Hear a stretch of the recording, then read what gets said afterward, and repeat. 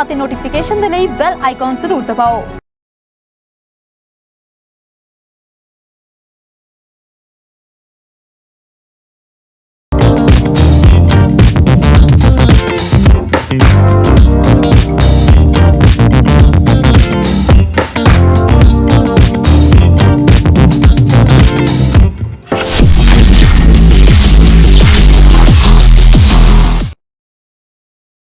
नमस्कार, आदाब, सत श्री अकाल। हमदर्द टीवी देखने वाले सारे दर्शकों का स्वागत है प्रोग्राम इमीग्रेशन मैटर्स विच। मैं हाँ तरनजीत कौर घुमन हासिल लैके जी तुहाडा अपना प्रोग्राम। हुण तक कैनेडियन इमीग्रेशन दे विच की नवे चेंजेस आए ने, की ताज़ा अपडेशन है इस वक्त वीज़ा एप्लीकेशनस दे बारे विच की प्रोसैसिंग चल रही है, दे बारे विच असीं गलबात करांगे। नाल दी नाल इंटरनैशनल स्टूडेंट्स ते वर्क परमिट होल्डर्स नूं लैके गलबात करांगे। स्पाउस वीज़ा नूं लैके इस वक्त असीं देख रहे हैं रिजैक्शन रेशो जिहड़ी है काफ़ी ज़्यादा वध रही है।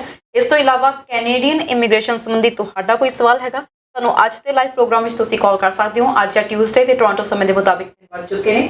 ਸੋ ਅੱਜ ਦੇ ਪ੍ਰੋਗਰਾਮ ਵਿੱਚ ਤੁਸੀਂ ਹੇਠ ਲਿਖੇ ਨੰਬਰ ਦੇ ਉੱਤੇ ਕਾਲ ਕਰ ਸਕਦੇ ਹੋ ਤੁਹਾਡੇ ਸਵਾਲਾਂ ਦੇ ਜਵਾਬ ਦੇਣ ਲਈ ਤੇ ਕੈਨੇਡੀਅਨ ਇਮੀਗ੍ਰੇਸ਼ਨ ਸੰਬੰਧੀ ਤਾਜ਼ਾ ਅਪਡੇਸ਼ਨ ਲਈ ਸਾਡੇ ਨਾਲ ਜੁੜ ਚੁੱਕੇ ਨੇ ਜੀ CWC ਇਮੀਗ੍ਰੇਸ਼ਨ ਤੋਂ ਗੁਰਪ੍ਰੀਤ ਖਹਿਰਾ ਜੀ। ਸਵਾਗਤ ਹੈ ਸਰ। ਬਹੁਤ ਬਹੁਤ ਸ਼ੁਕਰੀਆ ਤੁਹਾਨੂੰ ਤੇ ਸਾਰੇ ਦਰਸ਼ਕਾਂ ਨੂੰ ਸਤਿ ਸ਼੍ਰੀ ਅਕਾਲ। ਕੀ ਹਾਲ ਚਾਲ ਨੇ ਸਰ? ਬਹੁਤ ਵਧੀਆ ਸਰ। ਕੈਨੇਡੀਅਨ ਇਮੀਗ੍ਰੇਸ਼ਨ ਦੀ ਗੱਲ ਕਰੀਏ, ਜਦੋਂ ਆਪਾਂ ਲਾਸਟ ਟਾਈਮ ਪ੍ਰੋਗਰਾਮ ਕੀਤਾ ਸੀ ਉਸ ਵੇਲੇ ਆਪਾਂ ਗੱਲਬਾਤ ਕੀਤੀ ਸੀ ਕਿ ਸਟੂਡੈਂਟਸ ਦੇ ਲਈ ਇੱਕ ਰਾਹਤ ਭਰੀ ਖਬਰ ਆਈ ਹੈ ਇੰਟਰਨੈਸ਼ਨਲ ਸਟੂਡੈਂਟਸ ਦੀ ਕਿ ਉਹਨਾਂ ਦਾ ਪੋਸਟ ਗ੍ਰੈਡ ਵਰਕ ਪਰਮਿਟ ਜਿਹੜਾ ਹੁਣ 18 ਮਹੀਨੇ ਲਈ ਅੱਗੇ ਵਧ ਸਕਦਾ।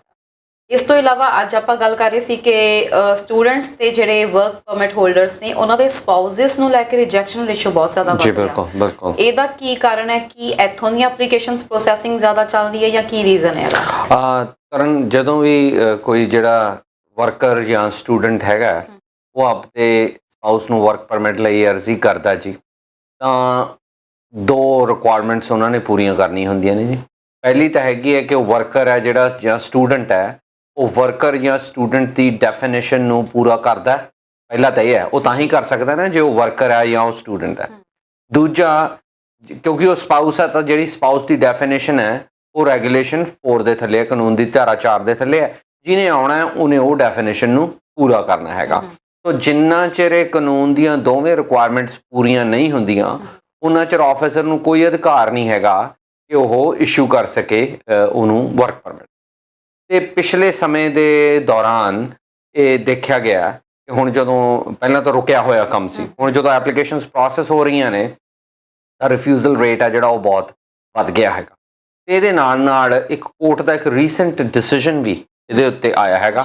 ਪਹਿਲਾਂ ਮੈਂ ਥੋੜਾ ਕੋਰਟ ਦੇ ਡਿਸੀਜਨ ਬਾਰੇ ਗੱਲ ਕਰਨੀ ਚਾਹੂੰਗਾ, ਉਸ ਤੋਂ ਬਾਅਦ ਆਪਾਂ ਰਿਫਿਊਜ਼ਲ ਬਾਰੇ ਗੱਲ ਕਰਾਂਗੇ। ਤਾਂ ਬਹੁਤ ਰੀਸੈਂਟ ਇੱਕ ਡਿਸੀਜਨ ਹੈਗਾ ਜਿਹੜਾ ਕਿ ਇੱਕ ਲੈਂਡਮਾਰਕ ਡਿਸੀਜਨ ਹੈ, ਜਿਹੜਾ ਕਿ ਪ੍ਰੈਸੀਡੈਂਟ ਸੈਟਿੰਗ ਹੈ। ਮਤਲਬ ਕਿ ਆਉਣ ਵਾਲੇ ਸਮੇਂ ਦੇ ਵਿੱਚੋਂ ਵੀ ਇਸ ਕੇਸ ਦੀ ਜਿਹੜੀ ਹੈਗੀ ਆ ਰੈਫਰੈਂਸ ਹੈ ਉਹ ਦਿੱਤਾ ਜਾਇਆ ਕਰੂਗਾ ਕਿ ਉਹ ਫਲਾਣੇ ਕੇਸ 'ਚ ਕੀ ਹੋਇਆ। ਤਾਂ ਇਹ ਕੇਸ ਹੈਗਾ Manpreet Singh versus minister of immigration ਦੇ ਵਿੱਚ।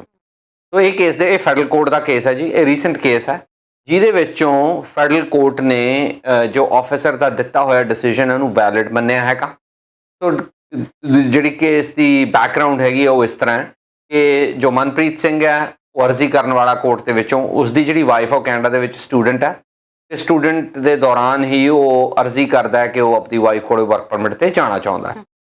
ਅਰਜ਼ੀ ਕਰਨ ਤੋਂ ਬਾਅਦ ਆਫਿਸਰ ਉਹਨੂੰ ਇੰਟਰਵਿਊ ਕਰਦਾ। ਇੰਟਰਵਿਊ ਕਰਨ ਤੋਂ ਬਾਅਦ ਇਹ ਗੱਲ ਸਾਹਮਣੇ ਆਉਂਦੀ ਆ ਕਿ ਉਹਨੂੰ ਆਪਣੀ ਵਾਈਫ ਬਾਰੇ ਕੋਈ ਬਹੁਤੀ ਜਾਣਕਾਰੀ ਹੈ ਜਿਹੜੀ ਉਹ ਨਹੀਂ ਸੀ। ਜਦੋਂ ਉਹਨੂੰ ਬਹੁਤੀ ਜਾਣਕਾਰੀ ਨਹੀਂ ਹੈਗੀ ਹੈ ਤਾਂ ਆਫਿਸਰ ਰੈਗੂਲੇਸ਼ਨ 4 ਦੇ ਮੁਤਾਬਕ ਇਹ ਦੇਖਦਾ ਕਿਤੇ ਇਸ ਵਿਆਹ ਦਾ ਪਰਪਸ ਇਮੀਗ੍ਰੇਸ਼ਨ ਤਾਂ ਨਹੀਂ ਹੈਗਾ ਤੇ ਇਹ ਵਿਆਹ ਜੈਨੂਇਨ ਹੈ ਕਿ ਨਹੀਂ। ਤੇ ਉਹ ਫੈਸਲਾ ਕਰਦਾ ਹੈ ਕਿ ਇਹ ਵਿਆਹ ਜੈਨੂਇਨ ਨਹੀਂ ਹੈਗਾ ਤੇ ਇਹ ਵਿਆਹ ਦਾ ਪਰਪਸ ਇਮੀਗ੍ਰੇਸ਼ਨ ਹੈ। ਤੇ ਨਾਲ ਦੀ ਨਾਲ ਹੀ ਉਹ ਇਹ ਵੀ ਫੈਸਲਾ ਕਰਦਾ ਹੈ ਕਿ ਇਸ ਬੰਦੇ ਨੇ ਗਲਤ ਬਿਆਨੀ ਕੀਤੀ ਹੈਗੀ ਹੈ। ਤੋ ਗਲਤ ਬਿਆਨੀ ਦਾ ਮਤਲਬ ਹੈ ਮਿਸ ਰੈਪਰੈਜ਼ੈਂਟੇਸ਼ਨ ਕੀਤੀ ਹੈ।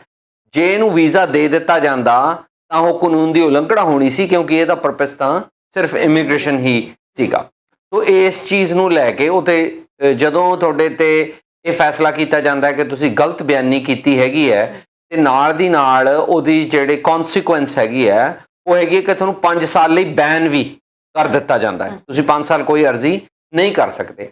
ਤੇ ਨਾਲ ਦੀ ਨਾਲ ਉਹ ਇੱਕ ਹੋਰ ਉਹਦਾ ਕੌਨਸੀਕੁਐਂਸ ਹੈਗਾ ਕਿ ਜਿਹੜੇ ਤੁਹਾਡੇ ਕੋਈ ਡਿਪੈਂਡੈਂਟ ਨੇ, ਕਿਉਂਕਿ ਤੁਸੀਂ ਇਨਐਡਮਿਸਿਬਲ ਹੋ ਗਏ, ਨਾ ਦਾਖਲਾ ਯੋਗ ਹੋ ਗਏ, ਤਾਂ ਜਿਹੜੇ ਬਾਕੀ ਡਿਪੈਂਡੈਂਟ ਨੇ ਉਹ ਵੀ ਇਨਐਡਮਿਸਿਬਲ ਮੰਨੇ ਜਾਣਗੇ। ਮਤਲਬ ਕਿ ਉਹਦੀ ਜਿਹੜੀ ਵਾਈਫ ਹੈ ਉਹਦੀ ਵੀ ਇਮੀਗ੍ਰੇਸ਼ਨ ਨਹੀਂ ਹੋ ਸਕੂਗੀ ਕਿਉਂਕਿ ਉਹਦਾ ਜਿਹੜਾ ਸਪਾਊਸ ਹੈ ਉਹ ਇਨਐਡਮਿਸਿਬਲ ਹੈਗਾ। तो ये काफ़ी सीरियस कॉन्सिक्वेंसेस ਸੀਗੀਆਂ। ਉਸ ਤੋਂ ਬਾਅਦ ਜਦੋਂ ਦਾ ਕੇਸ ਰਿਫਿਊਜ਼ ਹੁੰਦਾ ਤਾਂ ਉਸ ਦੀ ਵਾਈਫ ਉਹੀ ਰਿਫਿਊਜ਼ਲ ਲੈਟਰ ਲੈ ਕੇ ਇੱਕ MP ਕੋਲੇ ਜਾਂਦੇ ਆ ਤੇ ਜਿਹੜਾ ਮੈਂਬਰ ਪਾਰਲੀਮੈਂਟ ਹੈ ਉਹ ਇਮੀਗ੍ਰੇਸ਼ਨ ਮਹਿਕਮੇ ਨੂੰ ਰੀਕਨਸੀਡਰੇਸ਼ਨ ਲਈ ਚਿੱਠੀ ਲਿਖਦਾ ਹੈਗਾ ਜੀ ਤੇ ਉਹ ਇਮੀਗ੍ਰੇਸ਼ਨ ਮਹਿਕਮਾ ਉਹਦੇ ਤੇ ਕੋਈ ਜਵਾਬ ਤਲਬੀ ਨਹੀਂ ਕਰਦਾ ਜੋ ਕਰਨੀ ਕੀ ਹੈ ਜੀ ਉਹਦਾ ਕੋਈ ਮਤਲਬ ਨਹੀਂ ਹੈਗਾ। ਸੋ ਇੰਨੇ ਸਮੇਂ ਦੌਰਾਨ 60 ਦਿਨਾਂ ਦਾ ਸਮਾਂ ਗੁਜ਼ਰ ਜਾਂਦਾ 60 ਦਿਨਾਂ ਦਾ ਸਮਾਂ ਉਹਨੂੰ ਅਪੀਲ ਕਰਨ ਲਈ ਸਮਾਂ ਹੈਗਾ।